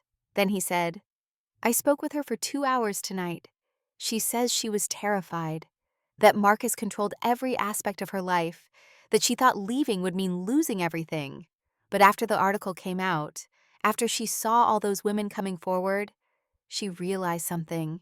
She was going to lose everything anyway. Better to lose it on her own terms." What does this mean for the case? It means we have a witness from inside Marcus's organization. It means we can prove conspiracy. It means we might actually win this. 2 months later, the trial began. The courtroom was packed with journalists, spectators, and people who had followed the case from the beginning.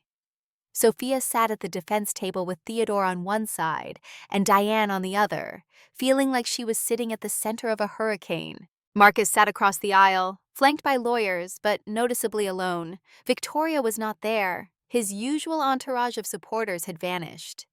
He looked thinner than he had at the preliminary hearing, his suit hanging loose on his frame, his face drawn and tired. But his eyes were still hard, still dangerous, still convinced he would win because he always won. Judge Holloway entered and the trial began. Silas Hart gave his opening statement, a performance designed to paint Sophia as a bitter, vindictive woman who had fabricated an elaborate revenge fantasy to justify her own criminal behavior. It was compelling, professional, almost convincing. Then Theodore stood. "Your Honor, ladies and gentlemen of the jury," he began, his voice carrying the weight of absolute certainty. "This case is not about theft. It is not about defamation. It is about power. It is about a man who has spent his entire career destroying anyone who threatened his control, And it is about a woman who finally said no. He walked to the jury box, making eye contact with each person. The plaintiff wants you to believe that Sophia Morgan is a criminal, but the evidence will show something different. It will show that Marcus Blackwell framed her, just as he framed her father 6 years ago. It will show a pattern of behavior spanning decades. It will show that the real criminal in this courtroom is sitting at the plaintiff's table. Objection, Silas Hart roared. Overruled, Judge Holloway said calmly. Continue, Mr. Grant. And Theodore did. For the next 2 hours, he methodically laid out the case. He called witnesses. He presented documents. He showed the jury the web of shell companies and offshore accounts that Marcus had used to hide his crimes. But the most powerful moment came when he called Victoria Blackwell to the stand. She walked to the witness box slowly, deliberately, wearing a simple black dress instead of her usual designer clothes. She looked directly at Marcus as she was sworn in, and something passed between them. A final acknowledgement that everything was ending. Mrs. Blackwell, Theodore said gently, how long were you married to Marcus Blackwell? 8 years. And during those 8 years, did you become aware of any illegal activities conducted by your husband? Victoria took a breath. Yes. I knew about the shell companies. I knew about the fraudulent transactions. I knew that he framed Richard Morgan. The courtroom erupted. Judge Holloway banged her gavel for silence. How did you know? Because I helped him. Victoria's voice was steady but filled with shame. I managed some of the accounts. I transferred money. I created false documentation. I was complicit in everything he did. Why are you testifying now? Because I cannot live with it anymore. Because I saw what he did to Sophia Morgan, and I realized I was watching him destroy another life, and I could not be part of it again. She looked at Sophia then, and her eyes were filled with tears. I am sorry, she said. I am so sorry for what we did to your father, for what we did to you. I cannot undo it, but I can tell the truth now, and I can make sure he pays for it. The testimony lasted all day. Victoria provided details that only someone inside Marcus's organization could know. She handed over documents, recordings, emails. She dismantled his defense piece by piece. And when she was done, when Silas Hart tried to cross-examine her and found nothing to break her story, Marcus Blackwell stood up. I need to testify, he said, his voice tight. His lawyers tried to stop him, pulling at his sleeve, whispering urgent warnings. But Marcus shook them off. He walked to the witness stand like a man walking to his own execution, but too arrogant to see it coming. Theodore approached him with the casual confidence of a predator that knows its prey is cornered. Mr. Blackwell, Theodore said, did you or did you not plant evidence in Sophia Morgan's locker? I did not. Did you or did you not instruct your floor manager, Mr. Collins, to place a credit card and flash drive in her locker to frame her for theft? Marcus's jaw clenched. I never gave such instructions. Are you aware that we have testimony from 3 employees of the Apex who witnessed you and Mr. Collins conspiring? They are lying to protect her. Theodore pulled out a document. This is a bank statement from Obsidian Holdings, LLC. It shows a transfer of $2.3 million 3 days before Richard Morgan was arrested. Where did that money go, Mr. Blackwell? I do not recall every transaction from 6 years ago. This is not every transaction. This is $2.3 million. Surely you remember moving that much money. Marcus was sweating now, his composure cracking. I have dozens of accounts, hundreds of transactions. I cannot be expected to remember one specific transfer. Theodore walked closer. Let me help your memory. That money was transferred to a Swiss account under the name James Sterling. James Sterling does not exist. It is a shell identity you created to hide money, and that money was used to fabricate evidence against Richard Morgan. That is a lie, is it? Theodore held up another document. Because we have emails from you to your accountant discussing the James Sterling account. We have transaction logs. We have documentation of every step you took to frame Richard Morgan. Marcus was breathing hard now, his face red, his hands gripping the witness stand. You do not understand. He was weak. He was holding on to a company he could not manage properly. I was doing him a favor. I was fixing a problem. So you admit it, Theodore said softly. You admit you destroyed Richard Morgan. I admit I did what was necessary. Business is war. The weak get crushed. That is how the world works. And Sophia Morgan? Was destroying her also necessary? Yes. Marcus's voice was shaking now, all pretense of control gone. Yes, because she saw too much, because she was too smart. Because people like her, they think intelligence means something, but it means nothing. Nothing without power. And I have all the power. The courtroom was silent. Even the reporters had stopped typing. Theodore turned to the jury. No further questions. Judge Holloway leaned forward. Mr. Blackwell, did you just confess to securities fraud, witness tampering, and conspiracy to commit perjury on the record?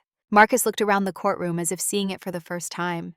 Seeing the jury staring at him in horror, seeing his lawyers with their heads in their hands, seeing Sophia watching him with an expression that was not triumph, but something sadder, something like pity. I was speaking hypothetically, Marcus whispered. The court does not deal in hypotheticals, Judge Holloway said, her voice cold. Bailiff, please contact the United States Attorney's Office. I believe we have probable cause for criminal indictment. This trial is concluded. Case dismissed against the defendant. Countersuit granted in full. She looked at Marcus one last time. Mr. Blackwell, you are remanded to custody pending criminal charges. Take him away. The bailiffs moved forward. Marcus did not resist as they handcuffed him, did not protest as they led him from the courtroom. He just looked at Sophia one last time, and in his eyes was the realization that he had destroyed himself with his own words. Outside the courthouse, media cameras flashed like lightning. Reporters shouted questions. Supporters who had followed the case cheered, but Sophia barely heard any of it. She stood on the steps with Diane and Theodore, feeling simultaneously exhausted and more alive than she had in years. You did it, Diane said quietly. You actually did it. We did it, Sophia corrected. All of us. Together. Madison Torres pushed through the crowd, her recorder held up. Sophia, how do you feel right now? Sophia thought about her father, who had died in prison believing he was a failure. She thought about her mother, fighting for life in a hospital bed. She thought about Victoria, who had found the courage to tell the truth. She thought about all the women who had come forward, who had risked everything to speak. I feel visible, Sophia said. For the first time in 5 years, I feel like I exist. The truth, she said, is the only power that lasts.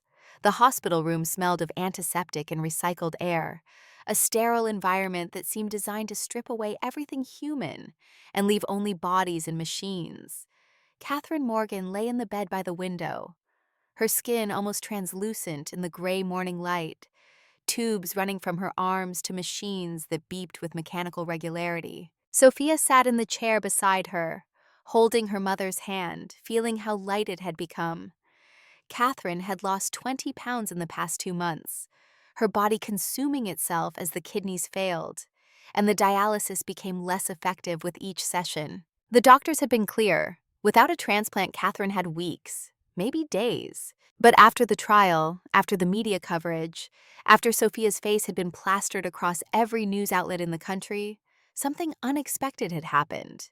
Donations had poured in. Not just money, though there was plenty of that, but offers. Offers from people who wanted to be tested as kidney donors, strangers who had followed the case and felt compelled to help. One of them had been a match, a woman named Sarah Winters, a nurse from Ohio, who had read about Catherine's condition in Madison Torres's article. She had called the hospital, gotten tested, and 3 weeks later, the surgery was scheduled. Mom, Sophia whispered, squeezing Catherine's hand gently. They found a donor. You are going to be okay. Catherine's eyes opened slowly, focusing on her daughter's face. A donor? Yes, a woman named Sarah. She is perfect match. The surgery is tomorrow morning. Tears welled in Catherine's eyes, spilling down her temples into the pillow. Why would a stranger do that? Because of you. Because of what you taught me. Because people saw us fighting and decided they wanted to help. Catherine tried to smile, but it came out as more of a grimace. I am scared, Sophie. I know, me too. What if something goes wrong? What if I do not wake up? Sophia felt her throat tighten, but she forced the words out anyway. Then I will know you spent your last moments being loved, being seen, being anything but invisible. Catherine reached up with her free hand and touched Sophia's face, the gesture weak but tender. My brave girl, when did you get so strong? I learned from you. No, baby, you were always strong. I just taught you to hide it, and I am sorry for that. I am sorry I taught you that being small was the same as being safe. You kept us alive, Mom. That is all that matters. Catherine shook her head slightly. No. Living is not the same as being alive. You taught me that. When you stood up to that man, when you refused to disappear, you showed me what it means to actually live. And I want that, even if it is scary, even if it is hard. I want to live, not just survive. The surgery took 8 hours. Sophia spent them in the waiting room with Diane, who had insisted on being there, and with Madison Torres, who had become more friend than journalist over the past months. They did not talk much. There was nothing to say that had not already been said. But near the end of the 7th hour, someone else arrived. Nathan Pierce walked through the automatic doors carrying 2 cups of coffee and looking uncertain, as if he was not sure he had the right to be there. He was tall, lean, with dark hair that was starting to gray at the temples, and eyes that carried the weight of someone who had built something from nothing and knew how fragile success could be. Sophia had met Nathan 3 weeks earlier at a fundraiser Diane had organized for women affected by workplace harassment. He was the CEO of Vertex Solutions, a tech company that had been targeted by Marcus Blackwell for a hostile takeover. Nathan had fought back, had won, and in the process had become something of a symbol himself, another person who had refused to be crushed. They had talked that night about mathematics, about business, about what it meant to stand up to someone more powerful than yourself. And Sophia had felt something she had not felt in years, the possibility of connection, the dangerous hope that maybe, just maybe, she could let someone see her completely, and they would not turn away. I hope it is okay that I came, Nathan said, offering her one of the coffees. I heard about the surgery. I wanted to be here. For you. Sophia took the coffee, feeling the warmth of it spread through her cold hands. Thank you. You did not have to. I know, but I wanted to. He sat down beside her, not too close, but close enough that she could feel his presence, solid and steady. They sat in silence for a while, watching the clock on the wall tick toward the 8th hour. Can I tell you something? Nathan said eventually. Of course. When I first saw you at the fundraiser, I recognized you. Not from the trial. From before. 5 years ago, there was a conference at MIT. You were presenting a paper on algorithmic game theory. I was there because I was thinking about hiring someone from your program. Sophia looked at him, surprised. I do not remember you. Why would you? I was nobody then, just another startup founder with more ambition than funding. But I remember you. You stood at the podium and explained chaos mathematics like you were describing poetry. The entire room was mesmerized. I was mesmerized. He turned to look at her, his expression serious. When I saw you serving wine at that restaurant, when I saw what Marcus was trying to do to you, I kept thinking about that presentation, about the brilliant woman who should have been changing the world, not carrying plates. And I wanted to help, but I did not know how. I did not think you would want help from someone like me. Someone like you? Someone who builds companies. Someone who operates in the same world as Marcus Blackwell. Someone who might remind you of everything you lost. Sophia was quiet for a moment, processing this.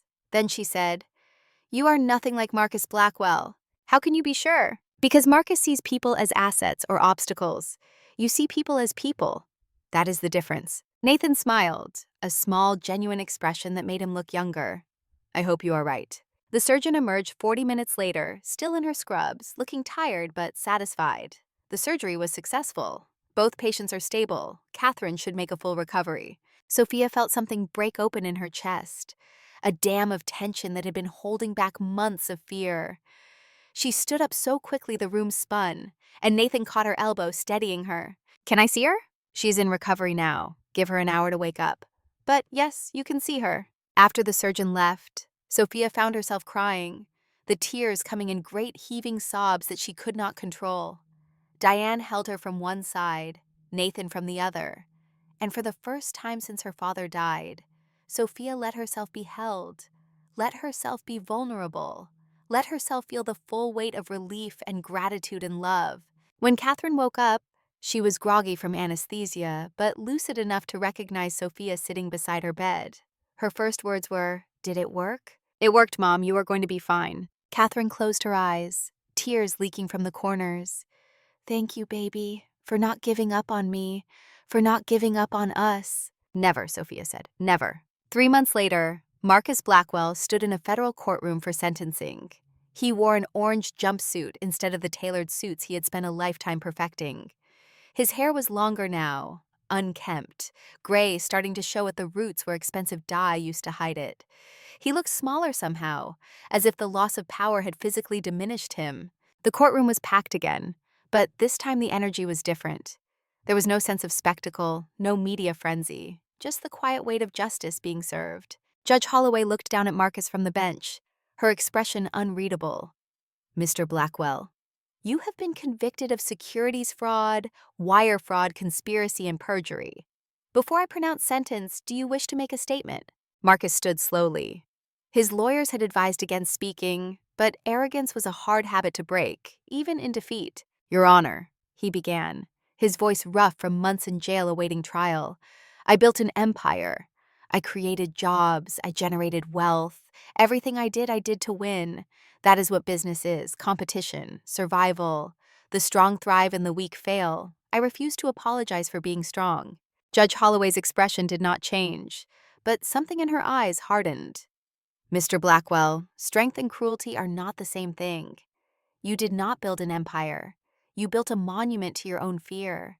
Fear of failure, fear of weakness, fear of being anything other than the most powerful person in the room." She opened the sentencing file in front of her. "The prosecution has outlined a pattern of criminal behavior spanning 15 years. You have destroyed companies, ruined lives, and corrupted every institution you touched. The damage you have caused cannot be measured in dollars alone, though the financial harm is substantial. The greater damage is to the people who trusted you, who worked for you, who believed that success and integrity could coexist." Marcus's jaw clenched, but he said nothing. "I am sentencing you to 15 years in federal prison, no possibility of parole. Additionally, you are ordered to pay $50 million in restitution to your victims, including the family of Richard Morgan. All assets acquired through fraudulent means will be seized and liquidated." She looked at him one last time. "You said you refused to apologize for being strong, but true strength, Mr. Blackwell, is not the ability to destroy others. It is the ability to build them up. I hope you learn that lesson in the years ahead." The gavel came down, final and absolute. Sophia was not in the courtroom that day. She had chosen not to attend, had decided that watching Marcus be sentenced would not bring her peace. Instead, she was at a small coffee shop in Brooklyn, sitting across from Victoria Blackwell. Victoria looked different than she had during the trial. Gone were the designer clothes and perfect hair. She wore jeans and a simple sweater, no makeup. Her blonde hair pulled back in a practical ponytail. She looked, Sophia thought, like someone who had stopped performing and started existing. "Thank you for meeting me," Victoria said, her hands wrapped around a cup of tea she had not yet sipped. "I was not sure you would." "I almost did not," Sophia admitted. "But I needed to understand. Why did you stay with him for so long? You knew what he was doing. You helped him do it. Why?" Victoria was quiet for a long moment, staring into her tea as if it held answers. "Do you know what it is like to grow up with nothing? Real nothing. Not just poor, but invisible. My mother cleaned houses. My father left before I was born. I went to school in clothes from Goodwill and ate lunch alone because I was ashamed to let anyone see what was in my brown paper bag." Sophia nodded slowly. "I know something about invisibility. When I met Marcus, I was 23. Scholarship student at Parsons School of Design, working 3 jobs to afford textbooks. He was already successful, already powerful.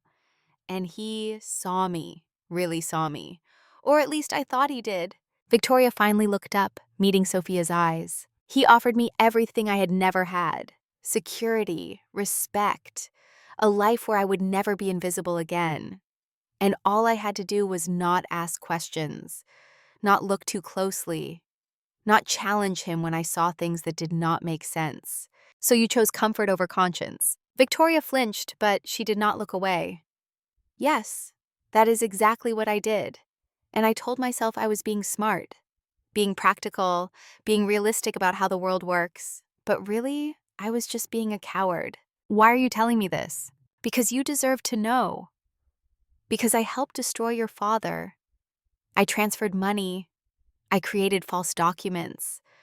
I was not just complicit, I was an active participant, and I need you to know that I am sorry. Truly, genuinely sorry. Sophia felt anger rising in her chest, hot and righteous. Sorry does not bring him back. Sorry does not give me back 5 years of my life. Sorry does not undo what you did. I know. Victoria's voice was steady but filled with pain. I know it does not, but it is all I have. That and the testimony I gave. That and shutting down every company I built with his money.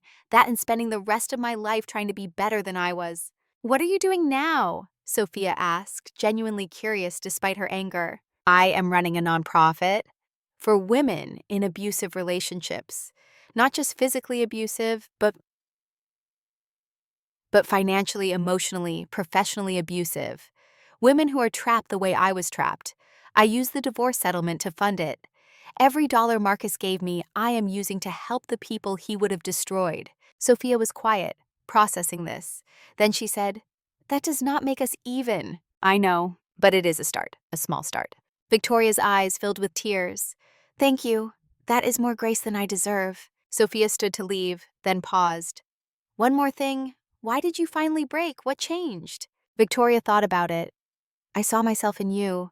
The night of that dinner, when Marcus was humiliating you, I saw the girl I used to be, the one who was invisible. And I saw the woman I had become, the one who helped make people invisible. And I realized I had a choice. I could keep being that person, or I could be something else. She wiped her eyes. You made me remember that I had a choice. So thank you for that.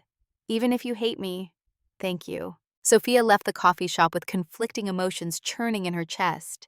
She did not forgive Victoria, not completely. Maybe she never would.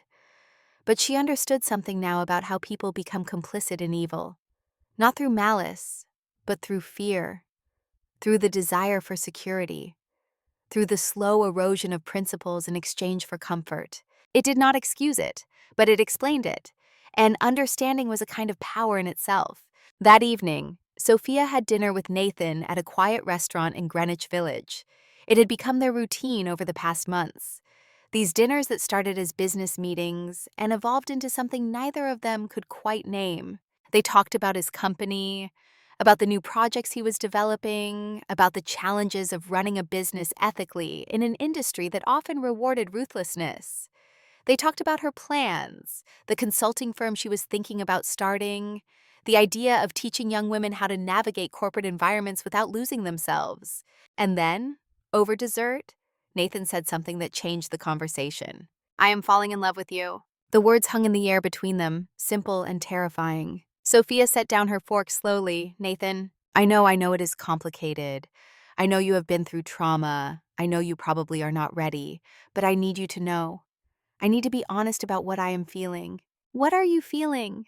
Nathan leaned forward, his expression earnest. I feel like I have been waiting my whole life to meet someone who sees the world the way you do. Someone who understands that success means nothing if it is built on other people's suffering. Someone who would rather lose everything than compromise their integrity. He reached across the table and took her hand. You terrify me, Sophia, because loving you means I cannot hide anymore. I cannot be casual or half-invested. You demand authenticity. You demand truth. And that is terrifying and exhilarating, and I do not want to feel any other way. Sophia felt tears prickling at her eyes. I am broken, Nathan. I am angry and traumatized, and I do not know how to trust people anymore. I do not know if I can be what you need. I do not need you to be anything other than exactly who you are, broken parts and all. Because you are not broken, Sophia. You are healing, and healing is the bravest thing I've ever seen. She looked at their joined hands, feeling the warmth of his skin against hers, feeling the terrifying vulnerability of letting someone close. I am scared, she admitted. Me too. What if I hurt you? What if I cannot get past what happened? What if I am too damaged to love someone properly? Then we will figure it out together. That is what love is. Not perfection, not easy, just two people choosing each other even when it is hard. Sophia laughed, a watery sound. When did you become so wise? Probably around the time I watched you destroy a billionaire with a napkin and a fountain pen. She squeezed his hand. Okay. Yes, let us try this. Let us see what happens when two terrified people decide to be brave together. Nathan smiled, the kind of smile that lit up his entire face. That is all I wanted to hear. 6 months after the trial, Diane organized a dinner at her penthouse apartment. She invited all the women who had been part of bringing down Marcus Blackwell: Sophia, Victoria, Madison Torres, Lydia Peterson, and 6 others whose stories had been part of the pattern. They gathered around Diane's dining table, a group of women who had nothing in common except the man who had tried to destroy them. And as they ate and talked and shared their stories, something remarkable happened. They became a community. Lydia, who had been blacklisted from the finance industry after reporting Marcus's fraud, talked about the nonprofit she was starting to help other whistleblowers. Madison discussed the book she was writing about powerful men who weaponized the legal system. Victoria described the shelter she had opened for women leaving abusive relationships. Each woman had taken her pain and turned it into purpose. Diane stood at the end of the meal and raised her glass. "To Emma," she said, her voice thick with emotion, "my daughter, who I could not save, and to all of you, who saved yourselves and each other." They drank in silence, honoring the daughter who was gone and the women who remained. Then Sophia stood. She had not planned to speak, but the words came anyway. "To my father, Richard Morgan, who taught me that integrity matters more than success. And to my mother, Catherine, who taught me that being invisible is not the same as being safe." She looked around the table at these women who had become her sisters in a way she never expected. Marcus Blackwell tried to silence all of us. He tried to make us disappear, but we refused. And in refusing, we found each other. That is his real failure. He thought destroying us would make him stronger, but it made us stronger, together. The women around the table raised their glasses again.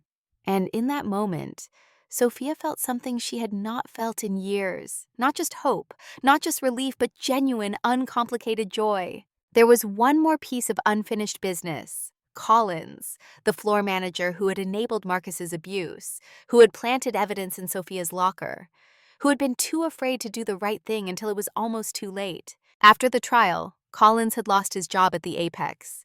The restaurant had closed, unable to survive the scandal. He had taken a job as a busboy at a diner in Queens, working minimum wage, trying to rebuild a life from the wreckage of his cowardice. Sophia found him there on a Tuesday afternoon, clearing tables with the kind of methodical precision that came from years of service industry work. He saw her approach and froze, a plate in each hand, his face going pale. "Miss Morgan," he said, his voice barely above a whisper, I did not expect to see you here." Sophia sat down at an empty table. "Can you take a break?" Collins looked around nervously, then set down the plates and slid into the booth across from her. "If you are here to tell me what a terrible person I am, you do not have to. I already know." "That is not why I am here." "Then why?" Sophia studied him. He looked older than she remembered, more worn. The fear that had animated him at the Apex was still there, but it was different now. Not fear of losing status, fear of facing who he had become. "I am buying the Apex," Sophia said. "The building went up for auction. I am turning it into something different, a restaurant that treats its workers fairly, that pays living wages, that does not tolerate abuse of any kind." Collins nodded slowly. "That sounds good. I am glad. I need a manager. Someone who knows every mistake to avoid. Someone who understands what happens when you choose silence over integrity." Collins looked at her in disbelief. "Are you offering me a job?" "I am offering you a chance to do better, to be better. You will work under a general manager who is a woman. You will make half what you made before, at least initially. And you will spend part of your time training young people about the cost of complicity." "Why would you do this after what I did to you?" Sophia thought about Victoria, about the conversation in the coffee shop, about how people became complicit through fear. She thought about her mother's words, that being invisible was not the same as being safe. And she thought about what Diane had said at dinner, that turning pain into purpose was the only real victory. "Because I believe people can change," Sophia said, "but you have to earn it. Every single day, do you understand?" Collins's eyes filled with tears. Yes, I understand, and thank you. I will not let you down." Whether he would keep that promise remained to be seen. But Sophia had learned something important, that offering redemption to someone who had wronged you was not weakness. It was the ultimate expression of strength. The grand reopening of the restaurant happened on a cold December evening. The building had been renovated, the dark wood and oppressive atmosphere replaced with light, warmth, and space. The name over the door was simple: Morgan's. Sophia stood in the dining room, looking at the place that had been her prison and was now her legacy. Catherine was there, healthy and strong, moving through the space with energy that seemed impossible 6 months earlier. Nathan was there, helping set up tables, integrated into Sophia's life in ways that felt natural and right. Diane arrived with Madison, both women dressed elegantly but practically.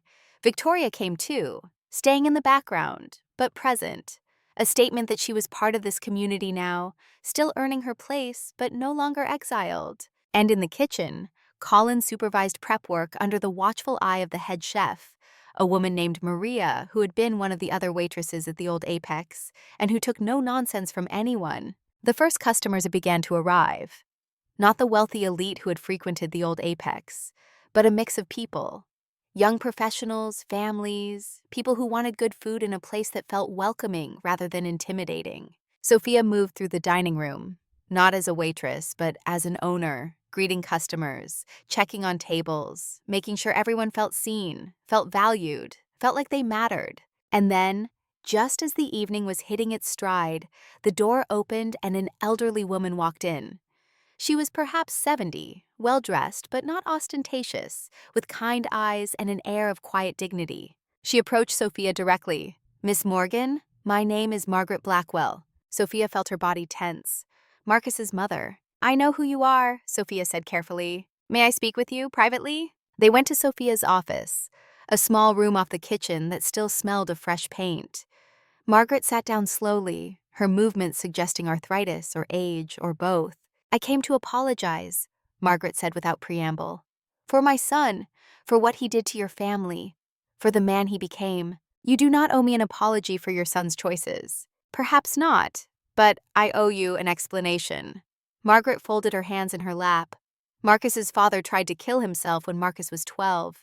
Carbon monoxide in the garage. Marcus found him, saved his life.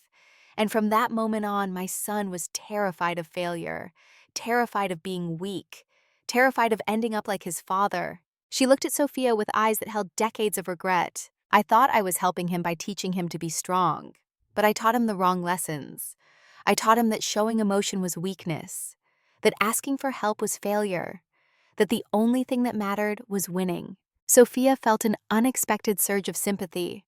She saw Marcus differently now, not as a monster, but as a scared child who grew into a broken man. "That does not excuse what he did," Sophia said gently, "but it helps me understand.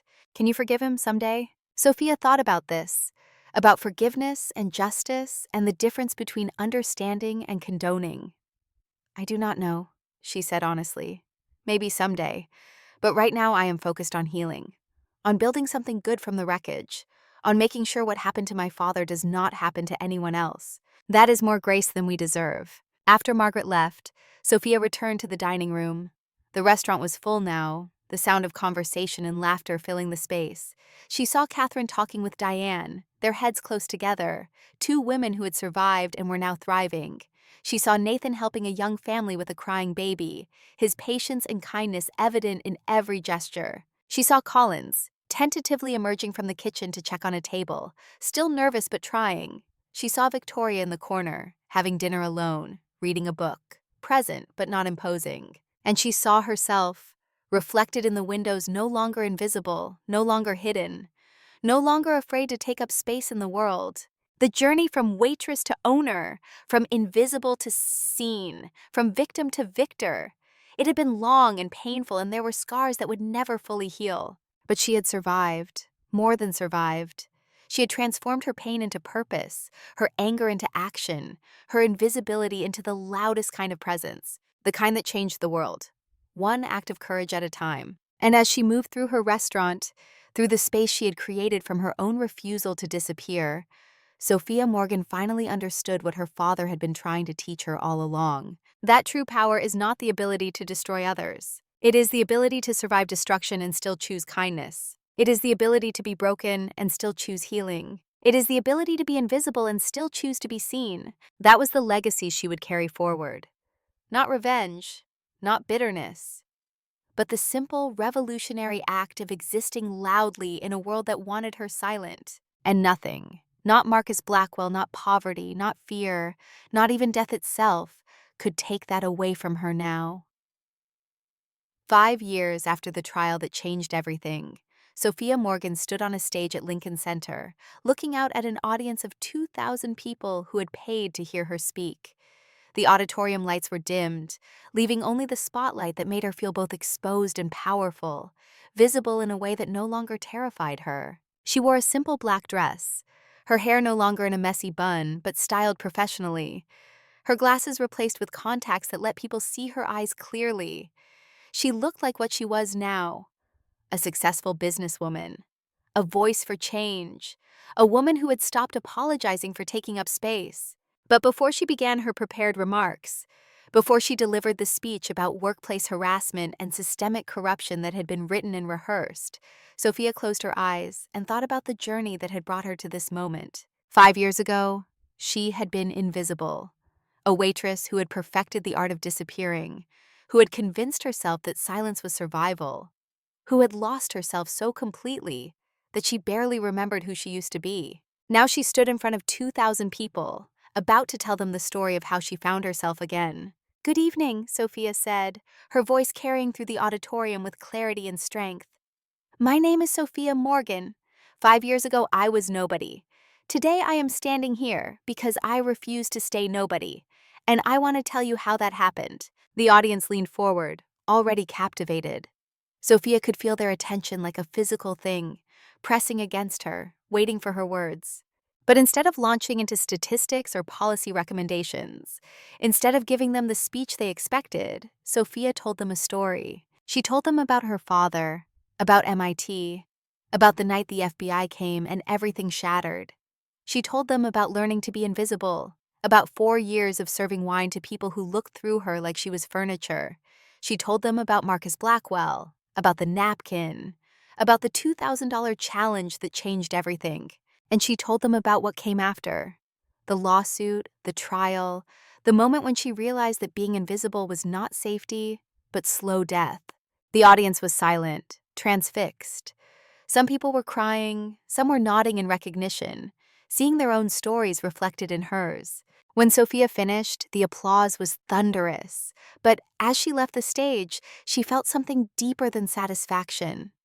She felt the weight of responsibility, because her story was not just hers anymore. It belonged to every person who had ever felt invisible, who had ever been silenced, who had ever wondered if they mattered. Backstage, Nathan waited with a bottle of water and a proud smile that made her heart warm. "You were incredible," he said, pulling her into an embrace. "I was terrified," Sophia admitted, her face pressed against his chest. "That is what made it incredible. Being brave is not the absence of fear. It is speaking anyway." They had been married for 3 years now, a small ceremony with just family and close friends. Catherine had walked Sophia down the aisle, healthy and strong, tears streaming down her face. Diane had been maid of honor. Victoria had attended, still working to earn her place in this community of women she had once helped to harm. The marriage was not perfect. Sophia still had nightmares sometimes, still flinched when men raised their voices, still struggled with trusting that good things could last. But Nathan was patient. He understood that healing was not linear, that trauma left scars that sometimes ached even years later. And slowly, carefully, Sophia had learned to let herself be loved completely, to be vulnerable without fear, to accept that she deserved happiness not because she had earned it through suffering, but simply because she was human. The foundation Sophia had created, named the Invisible Women Project, had grown beyond anything she had imagined. It provided legal support for women facing workplace harassment, funded research into systemic discrimination, and offered mentorship programs that connected young women with successful professionals who had overcome similar obstacles. But the most important work, Sophia believed, happened in the small moments: the phone calls from women who were terrified to speak up, the meetings with young professionals who were learning to advocate for themselves, the workshops where women practiced using their voices, literally practiced speaking louder, taking up more space, refusing to shrink. One afternoon, Sophia received a call from a young woman named Emma Chen. The name made Sophia's breath catch. Emma Chen, the same name as Diane's daughter, the girl who had died because Marcus Blackwell destroyed her career and her hope. "Miss Morgan," the voice on the phone said, nervous but determined. "My name is Emma Chen. I am Diane Chen's niece. My aunt named me after her daughter. I am calling because I just graduated from MIT, and I wanted to thank you." "Thank me for what?" "For existing, for fighting back, for showing girls like me that we do not have to be invisible. I applied to MIT because of you. I studied algorithmic game theory because of you. And now I have a job offer from a tech company, and I am not afraid to take it. Because if you could survive what you survived and still build something beautiful, then I can do this." Sophia felt tears burning in her eyes. "Emma, that is wonderful. I am so proud of you. Will you meet me for coffee? I would love to hear more about your work. And maybe, if you are looking for someone to help with the foundation, I could volunteer." They met the following week at the same coffee shop where Sophia had once met with Diane, where she had first started to believe that fighting back was possible. Emma was bright and ambitious and reminded Sophia so much of herself at that age that it was almost painful to look at her. But there was one crucial difference. Emma was not invisible. She walked into rooms with confidence, spoke with authority, did not apologize for being brilliant. She was everything Sophia had been before the world tried to break her. Everything Sophia was becoming again. Over coffee, Emma told Sophia about her research, about algorithms designed to detect bias in hiring systems, about using technology to make workplaces more equitable. Her eyes shone with passion and purpose. "My aunt talks about you all the time," Emma said. "She says you saved her life after her daughter died. After the original Emma, she was drowning in grief. She was thinking about giving up, but then she met you, and you gave her something to fight for." Sophia thought about Diane, who had become like a mother to her in many ways, who had taught her that pain could be transformed into purpose. "She gave me something to fight for, too. We saved each other." "That is what women do," Emma said with a wisdom beyond her years. "We save each other." Morgan's restaurant had become more than just a business. It had become a symbol, a place where people came not just for good food, but for the story behind it, the story of a woman who had been destroyed and had rebuilt herself, the story of redemption and second chances, and the radical act of choosing kindness. Sophia had purchased the building at auction 2 years after the trial, using a combination of restitution funds from Marcus's settlement, her equity stake in Vertex Solutions, which Nathan had valued at $12 million, and additional financing provided by Diane. The acquisition had been strategic, symbolic, and deeply personal. Taking ownership of the place that had once been her prison was the ultimate act of reclaiming her power. Collins, the former floor manager who had enabled Marcus's abuse, still worked there. He had proven himself over the years, had earned the trust of the staff, had become a different person than the one who had planted evidence in Sophia's locker. He ran training sessions now for new employees, teaching them about the cost of silence, about the responsibility to speak up when they witnessed wrongdoing. One evening, a young waiter came to Collins in tears. A customer had been inappropriate, had made sexual comments, had touched her arm in a way that made her uncomfortable. The old Collins would have told her to ignore it, to not make a scene, to prioritize the tip over her dignity. But the new Collins, the one who had spent 5 years learning to be better, handled it differently. He walked to the table where the customer sat, a middle-aged man in an expensive suit who probably thought his money gave him license to behave however he wanted. "Sir," Collins said, his voice firm but polite, "I need to inform you that your behavior toward our staff member was inappropriate. I'm going to have to ask you to leave." The customer sputtered, "Do you know who I am? Do you know how much money I spend here?" "I do not care who you are," Collins said, and in that moment he sounded like Sophia. "Every person who works here deserves to be treated with respect. If you cannot do that, you are not welcome in this establishment." The customer left, angry and offended. But the young waitress, whose name was Maria, looked at Collins with something like gratitude and surprise. "Thank you," she said. "I thought you would tell me to deal with it." Collins shook his head. "I did that once. I chose comfort over conscience, and it cost someone everything.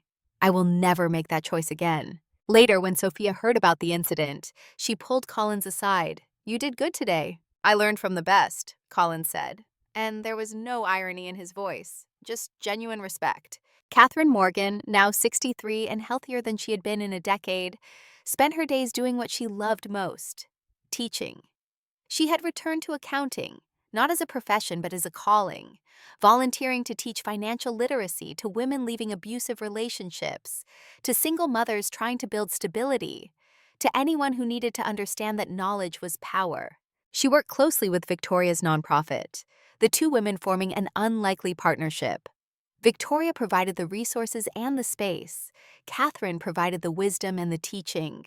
Together, they helped hundreds of women gain the skills they needed to be financially independent. One afternoon, Catherine was teaching a class on basic bookkeeping when a student raised her hand.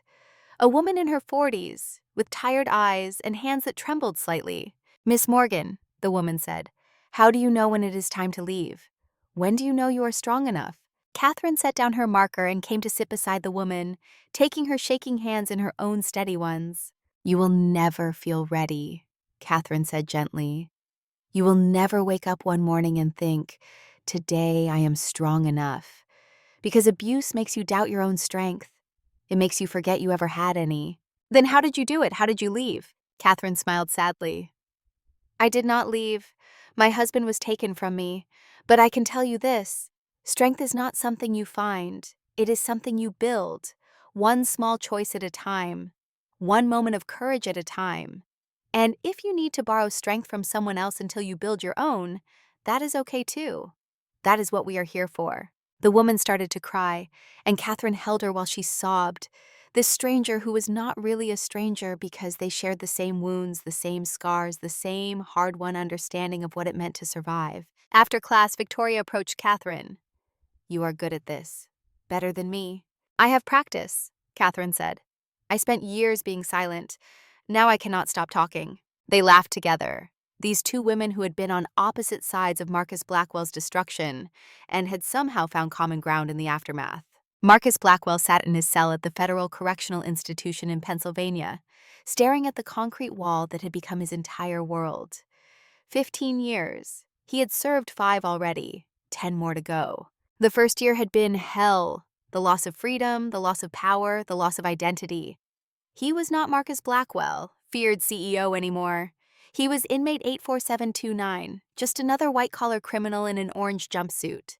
But something had happened in the years since. Something he did not expect. He had started to think, really think, about the choices he had made, about the people he had destroyed, about the man he had become. The prison library had become his refuge. He read voraciously: philosophy, psychology, memoirs of people who had survived trauma and found redemption. He attended group therapy, though at first he had been resistant, convinced it was beneath him. Slowly, painfully, Marcus began to understand what Judge Holloway had tried to tell him at sentencing: that strength and cruelty were not the same thing, that his entire life had been built on a foundation of fear, not power. He thought about his father often, about finding him in that garage, about saving his life, about the terror that had driven every decision Marcus made from that moment forward, the terror of becoming his father, the terror of being weak. But in trying so hard to avoid his father's fate, Marcus had become something worse. He had become a man who inflicted on others the pain he had experienced as a child. He had become his own trauma, weaponized. One day he received a letter. It was from Victoria, his ex-wife, the woman he had controlled and manipulated for 8 years. He almost threw it away without reading it, but curiosity won out. The letter was not what he expected. "Marcus," Victoria wrote, "I am not writing to forgive you or to curse you.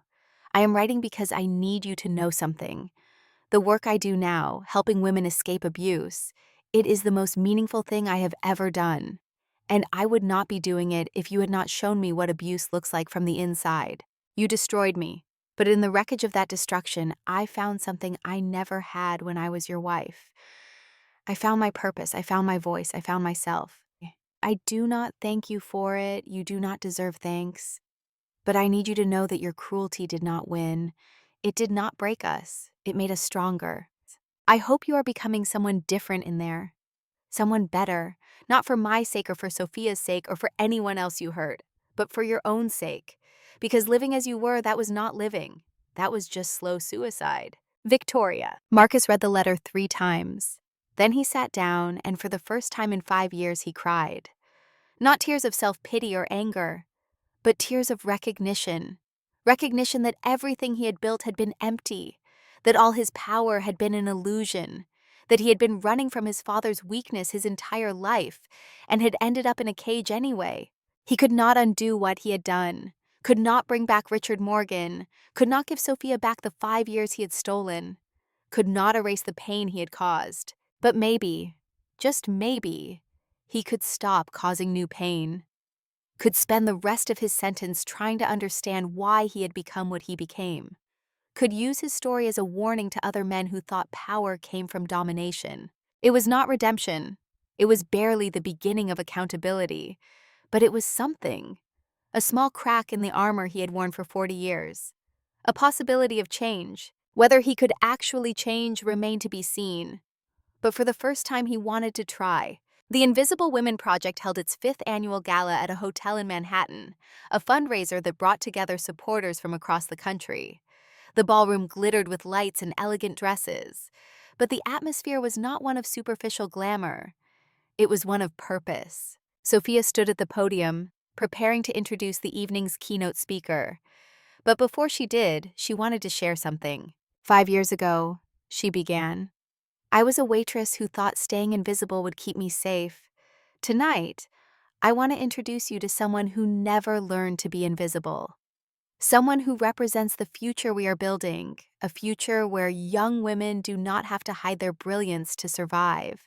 Emma Chen walked onto the stage, and the audience erupted in applause. She was poised, confident, everything the next generation should be. Emma spoke about her research, about algorithmic bias, about using technology to create more equitable systems. But she also spoke about legacy. My aunt's daughter, the first Emma Chen, did not survive the world we live in, she said, her voice clear and strong. She was brilliant and ambitious, and Marcus Blackwell destroyed her because he saw those qualities as threats. She died believing she had failed. Emma paused, letting the weight of those words settle. But she did not fail, because her death became a catalyst. It brought my aunt and Sophia together. It led to this foundation. It changed the lives of hundreds, maybe thousands of women. Her story did not end in that hotel room. It continued through all of us. She looked directly at Sophia. We are her legacy, all of us. Every woman who refuses to be silent, every person who speaks up when they witness injustice, every survivor who transforms their pain into purpose. We are the proof that their cruelty did not win.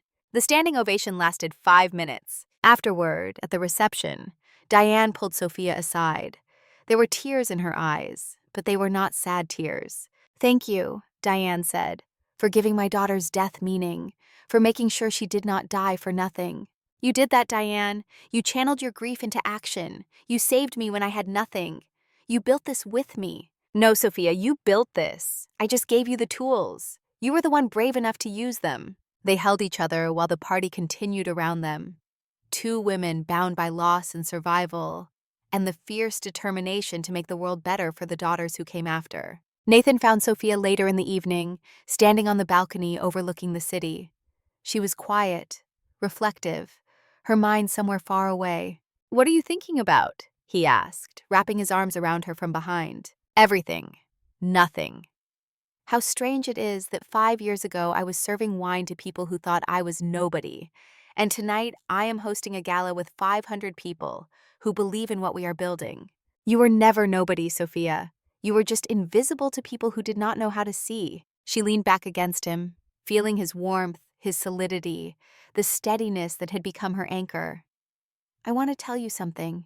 Anything. I am pregnant. Nathan went very still. Then he turned her around to face him, his eyes searching hers.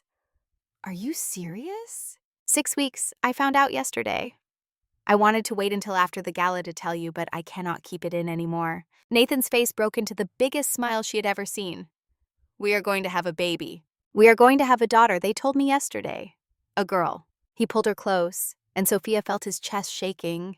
When she looked up, she saw tears streaming down his face. "Our daughter will never be invisible," Nathan whispered into her hair.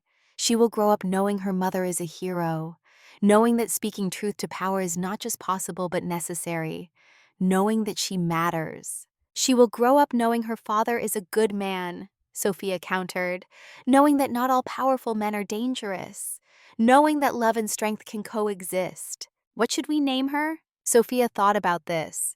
She thought about her father, about Diane's daughter, about all the women whose stories had led to this moment. "Hope," Sophia said. "We should name her Hope." 6 months later, Sophia gave birth to a healthy baby girl. Hope Morgan Pierce came into the world on a bright spring morning, weighing 7 pounds and already possessing her mother's determined expression. Catherine held her granddaughter with tears streaming down her face, whispering to the baby about the grandfather she would never meet, but whose legacy she carried. Nathan was overwhelmed, terrified, and ecstatic in equal measure, already completely in love with this tiny person who had his dark hair and Sophia's serious eyes. Diane came to visit, bringing gifts and sitting beside Sophia's hospital bed with the reverence of someone witnessing a miracle. "This is the future," Diane said softly. "This beautiful girl who will never have to learn to be small." Victoria sent flowers with a card that read, "May she grow up knowing her worth. May she never doubt her voice." Even Colin sent a gift, a children's book about a girl who saves the world through kindness. The inscription read, "Thank you for showing me that redemption is possible. May your daughter inherit your courage." And Madison Torres wrote an article about Hope's birth, not sensationalizing it, but treating it as what it was, a symbol of continuation, a promise that the work of creating a better world would go on. When Hope was 3 months old, Sophia took her to visit Morgan's restaurant for the first time. She walked through the dining room holding her daughter, showing her the space that had once been a prison and was now a legacy. "This is where I learned to fight," Sophia whispered to Hope. "This is where I stopped being invisible. This is where everything changed." Hope gurgled and grabbed at Sophia's necklace, oblivious to the weight of the moment. But Sophia felt it, felt the completion of a circle that had started 5 years ago, with humiliation and fear, and had led to this, to hope, to healing, to a future that looked nothing like the past. 1 year after Hope was born, Sophia was invited to testify before Congress about workplace harassment and the systems that enabled it. She brought Hope with her, carrying her daughter in a sling against her chest as she walked into the Capitol building. Some of the senators were uncomfortable with the baby's presence, as if motherhood disqualified her from serious political discourse. But Sophia refused to apologize or leave her daughter behind. This was exactly the point, that women should not have to choose between professional credibility and personal identity, that being a mother did not make her less of an advocate, that her daughter's presence was not a distraction but a reminder of what they were fighting for. "Members of the committee," Sophia began, her voice steady as Hope dozed against her chest. "I come before you today, not as a victim, but as a survivor. Not as an exception, but as an example. Because what happened to me happens to thousands of women every year. We are silenced, discredited, destroyed for the crime of being competent while female." She spoke for 40 minutes, detailing the systemic failures that had allowed Marcus Blackwell to operate for decades. The lack of whistleblower protections, the weaponization of non-disclosure agreements, the ways powerful men use the legal system as a bludgeon to crush opposition. And she spoke about solutions, concrete, actionable policies that could make a difference, legislation that would protect people who reported corporate fraud, limits on how NDAs could be used, support systems for those facing retaliation. When she finished, the committee room was silent. Then one senator, a woman in her 70s who had spent her career fighting these battles, spoke. "Miss Morgan, thank you for your testimony. And thank you for bringing your daughter. She reminds us that this is not abstract policy. This is about the world we are leaving for the next generation." The legislation passed 6 months later. It was not perfect, not comprehensive enough, not everything Sophia had hoped for. But it was a start. It was progress. It was proof that speaking up could change systems, not just individual lives. 15 years after the trial, Marcus Blackwell was granted a supervised visit with his mother, but Margaret Blackwell had died 3 years earlier, her final wish unfulfilled. The visit never happened. Instead, Marcus received her posthumous letter, delivered through her estate attorney, words written in the weeks before her death. The letter was brief but devastating in its honesty. "Marcus," she wrote, "I am dying, and I need you to know something. I failed you as a mother. I taught you that weakness was unacceptable, that showing emotion was failure, that the only thing that mattered was winning. I made you believe your father's suicide attempt was his greatest shame, when the truth is, his greatest shame was how he treated others when he had power. I see now that I created you, not the boy you were, but the man you became, and I am sorry. Sorrier than words can express, but sorry is not enough. You have 10 more years in prison. Use them. Become the man that frightened boy deserved to be. Not for me. Not for anyone else. For yourself. Because the cruelest prison is the one we build in our own minds, and you have been trapped in that prison far longer than the one with bars. I love you, I have always loved you, but love without honesty is just another form of enabling. So hear this truth, whether you can accept it or not. You destroyed lives because you were afraid of being destroyed. But the irony is, in destroying others, you destroyed yourself most of all. The Marcus Blackwell the world feared was just a scared child in an expensive suit. And it is time, finally, to grow up. Your mother. Marcus kept the letter in his cell, reading it every night. The words cut deeper than any sentence a judge could impose, because they were true. All of it was true. He still had 10 years to serve.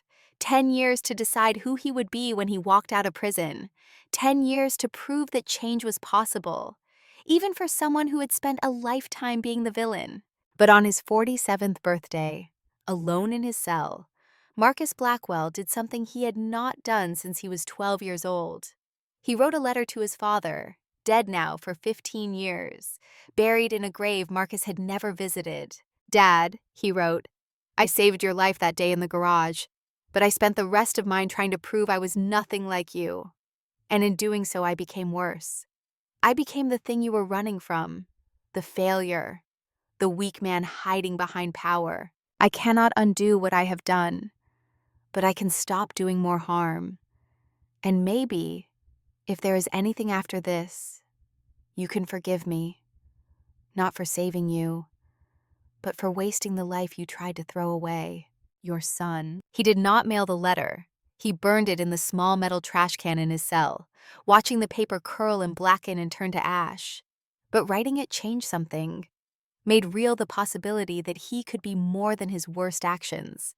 That redemption was not about forgiveness from others, but about forgiving himself enough to try. 15 years after the trial, on the exact anniversary of the day Marcus Blackwell was sentenced, Sophia received an unexpected letter. It was postmarked from the federal prison in Pennsylvania, handwritten in careful script. She almost threw it away without reading it, but curiosity, or perhaps something deeper, made her open it. "Miss Morgan," the letter began, "I do not expect this letter to reach you, and if it does, I do not expect you to read it. But I am writing it anyway, because after 15 years, I have finally learned that some things must be said whether or not anyone is listening. I destroyed your father. I framed him, testified against him, and watched him die in prison for crimes I committed. I did this knowingly, deliberately, without remorse. At the time, I told myself it was just business, that he was weak and I was strong, that the world belonged to people like me. I was wrong about everything. Your father was not weak. He was principled. And that is not the same thing. Principles require more courage than I ever had. They require being willing to lose everything for something bigger than yourself. Richard Morgan had that courage. I did not. I spent 15 years in here learning that lesson. Learning that the power I worshipped was just fear in expensive packaging. Learning that the weakness I despised was actually the only kind of strength that matters. I am being released in 3 months. I will be 52 years old, with no money, no company, no reputation. I will be exactly what I always feared becoming. Nothing. But for the first time in my life, I am not afraid of that. because I finally understand what your father knew all along. That being nothing is not the same as being worthless. That starting over is not failure. That redemption is not about grand gestures, but about small, daily choices to be better than you were yesterday. I am not asking for your forgiveness. I do not deserve it, and I do not expect it. I am simply telling you that I understand now what I took from you. Not just your father, or 5 years of your life, or your sense of safety. I took your ability to trust that good things could last, that speaking truth would be rewarded, that the world was fair. I cannot give those things back, but I can spend the rest of my life making sure no one else has to learn those lessons the way you did. I am working with a nonprofit that helps young men who are headed down the same path I walked.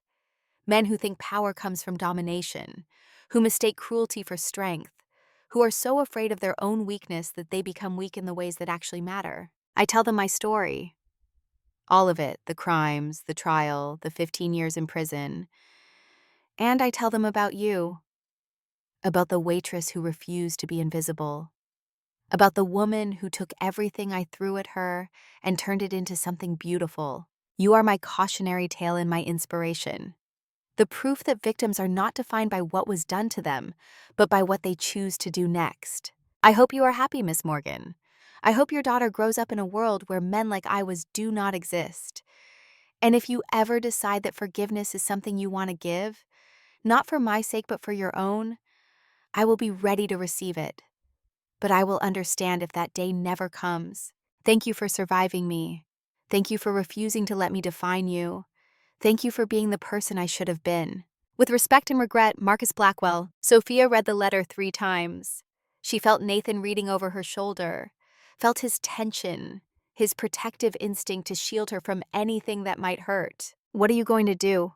Nathan asked. Sophia folded the letter carefully and placed it in her desk drawer, next to hundreds of letters from women she had helped, from survivors who had found their voices, from daughters who would never have to learn to be invisible. Nothing, she said.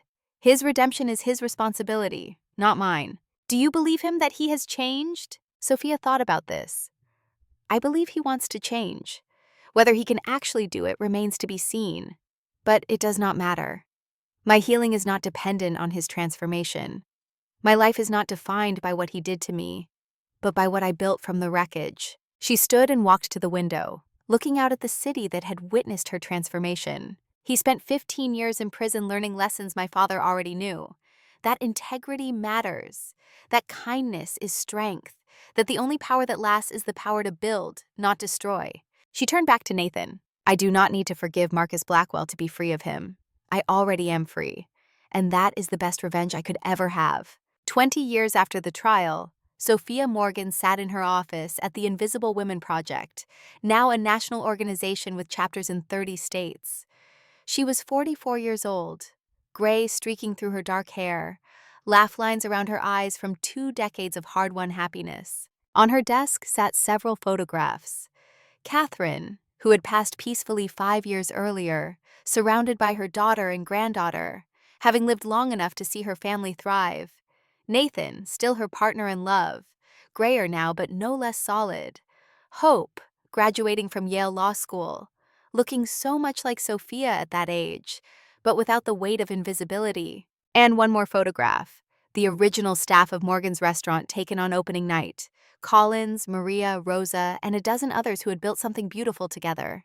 The restaurant still operated, now run by Maria and a collective of former service industry workers who had turned it into a model for ethical hospitality. Sophia visited often, sitting in the corner booth that had once been Marcus Blackwell's domain, drinking coffee and remembering. The years had been kind but not easy. There had been setbacks, legislation that failed, women who still suffered in silence, systems that resisted change. The work was never finished. But there had been victories too. Laws that passed, women who found their voices, companies that reformed their practices. A slow, steady movement toward a world where being brilliant while female was not a liability but an asset. Sophia's story had become legend. Books had been written, a documentary filmed, a limited series produced. She had become a symbol, an icon of resistance. But she tried never to forget what lay beneath the symbol. A terrified girl who had almost let herself disappear completely.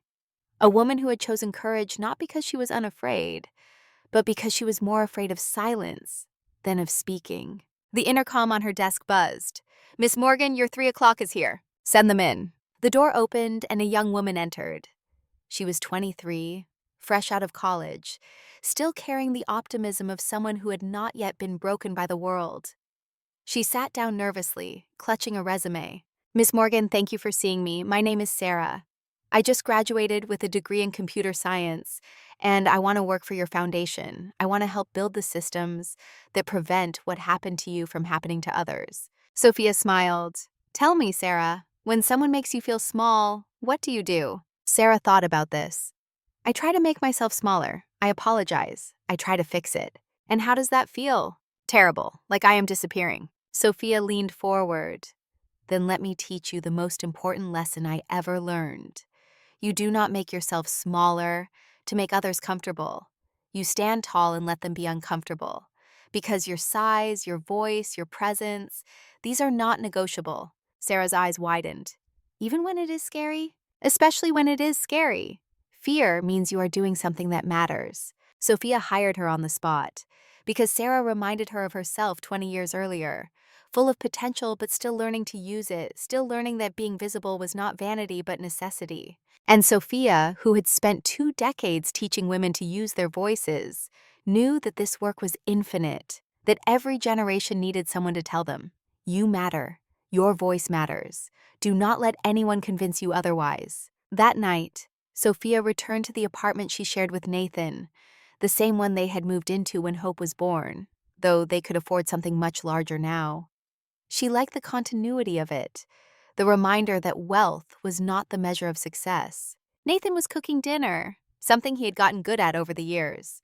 Hope was there too, visiting from New York where she worked for the ACLU, fighting the battles her mother had started. "Mom," Hope said as Sophia walked in, "I have news. We won the case. The harassment victim we were representing, the company settled.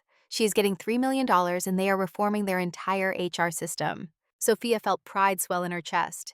"You did that." "We did that. You taught me how. You showed me it was possible." "No, baby, you did the work. I just showed you it was worth doing." They ate dinner together, the three of them, talking about cases and legislation, and Hope's upcoming wedding to a woman she had met at law school. They talked about Catherine, remembering stories, keeping her alive through memory. They talked about the future, about the work still to be done, about hope for a better world. And Sophia felt, perhaps for the first time fully and completely, at peace. She had not gotten everything she wanted. Her father was still gone. The years she had spent invisible could never be recovered. Marcus Blackwell's victims could never be unharmed. But she had built something that mattered, had used her pain to prevent others from suffering the same way, had transformed invisibility into the loudest possible presence. And that, she realized, was enough. Not perfect, not complete, but enough. Before bed, Sophia stood at the window of her apartment, looking out at the city that had witnessed her transformation. From broken to healed, from silence to speaking, from invisible to so completely seen that her story had become part of the cultural conversation about power and justice and what it meant to be a woman in a world built by and for men. She touched the key hanging around her neck, the one Nathan had given her 15 years earlier. The key to the apex, to Morgan's, to the place where everything changed. And she thought about the girl she had been, the invisible girl serving wine to men who thought she was nobody. If that girl could see her now, would she recognize herself? Would she be proud? Sophia thought she would, because that girl was still in there somewhere. Still scared sometimes, still uncertain, still carrying the weight of everything that had been lost. But she was not invisible anymore. She had learned the most important lesson of all, that the opposite of invisibility is not fame or recognition or even justice. The opposite of invisibility is simply existing fully, honestly, courageously, in a world that will always try to make you smaller. And that is what Sophia Morgan had done, what she continued to do every day. She existed, loudly, proudly, unapologetically, and in doing so she had changed the world. Not all at once, not completely, but enough to matter. enough to make sure that the next generation of invisible women would have a map to follow, a path to visibility, a story that proved transformation was possible. That was her legacy, not revenge, not victory over Marcus Blackwell, but the simple revolutionary act of refusing to disappear. And that, Sophia thought, as she turned away from the window and went to bed beside the man she loved, was more than enough. It was everything.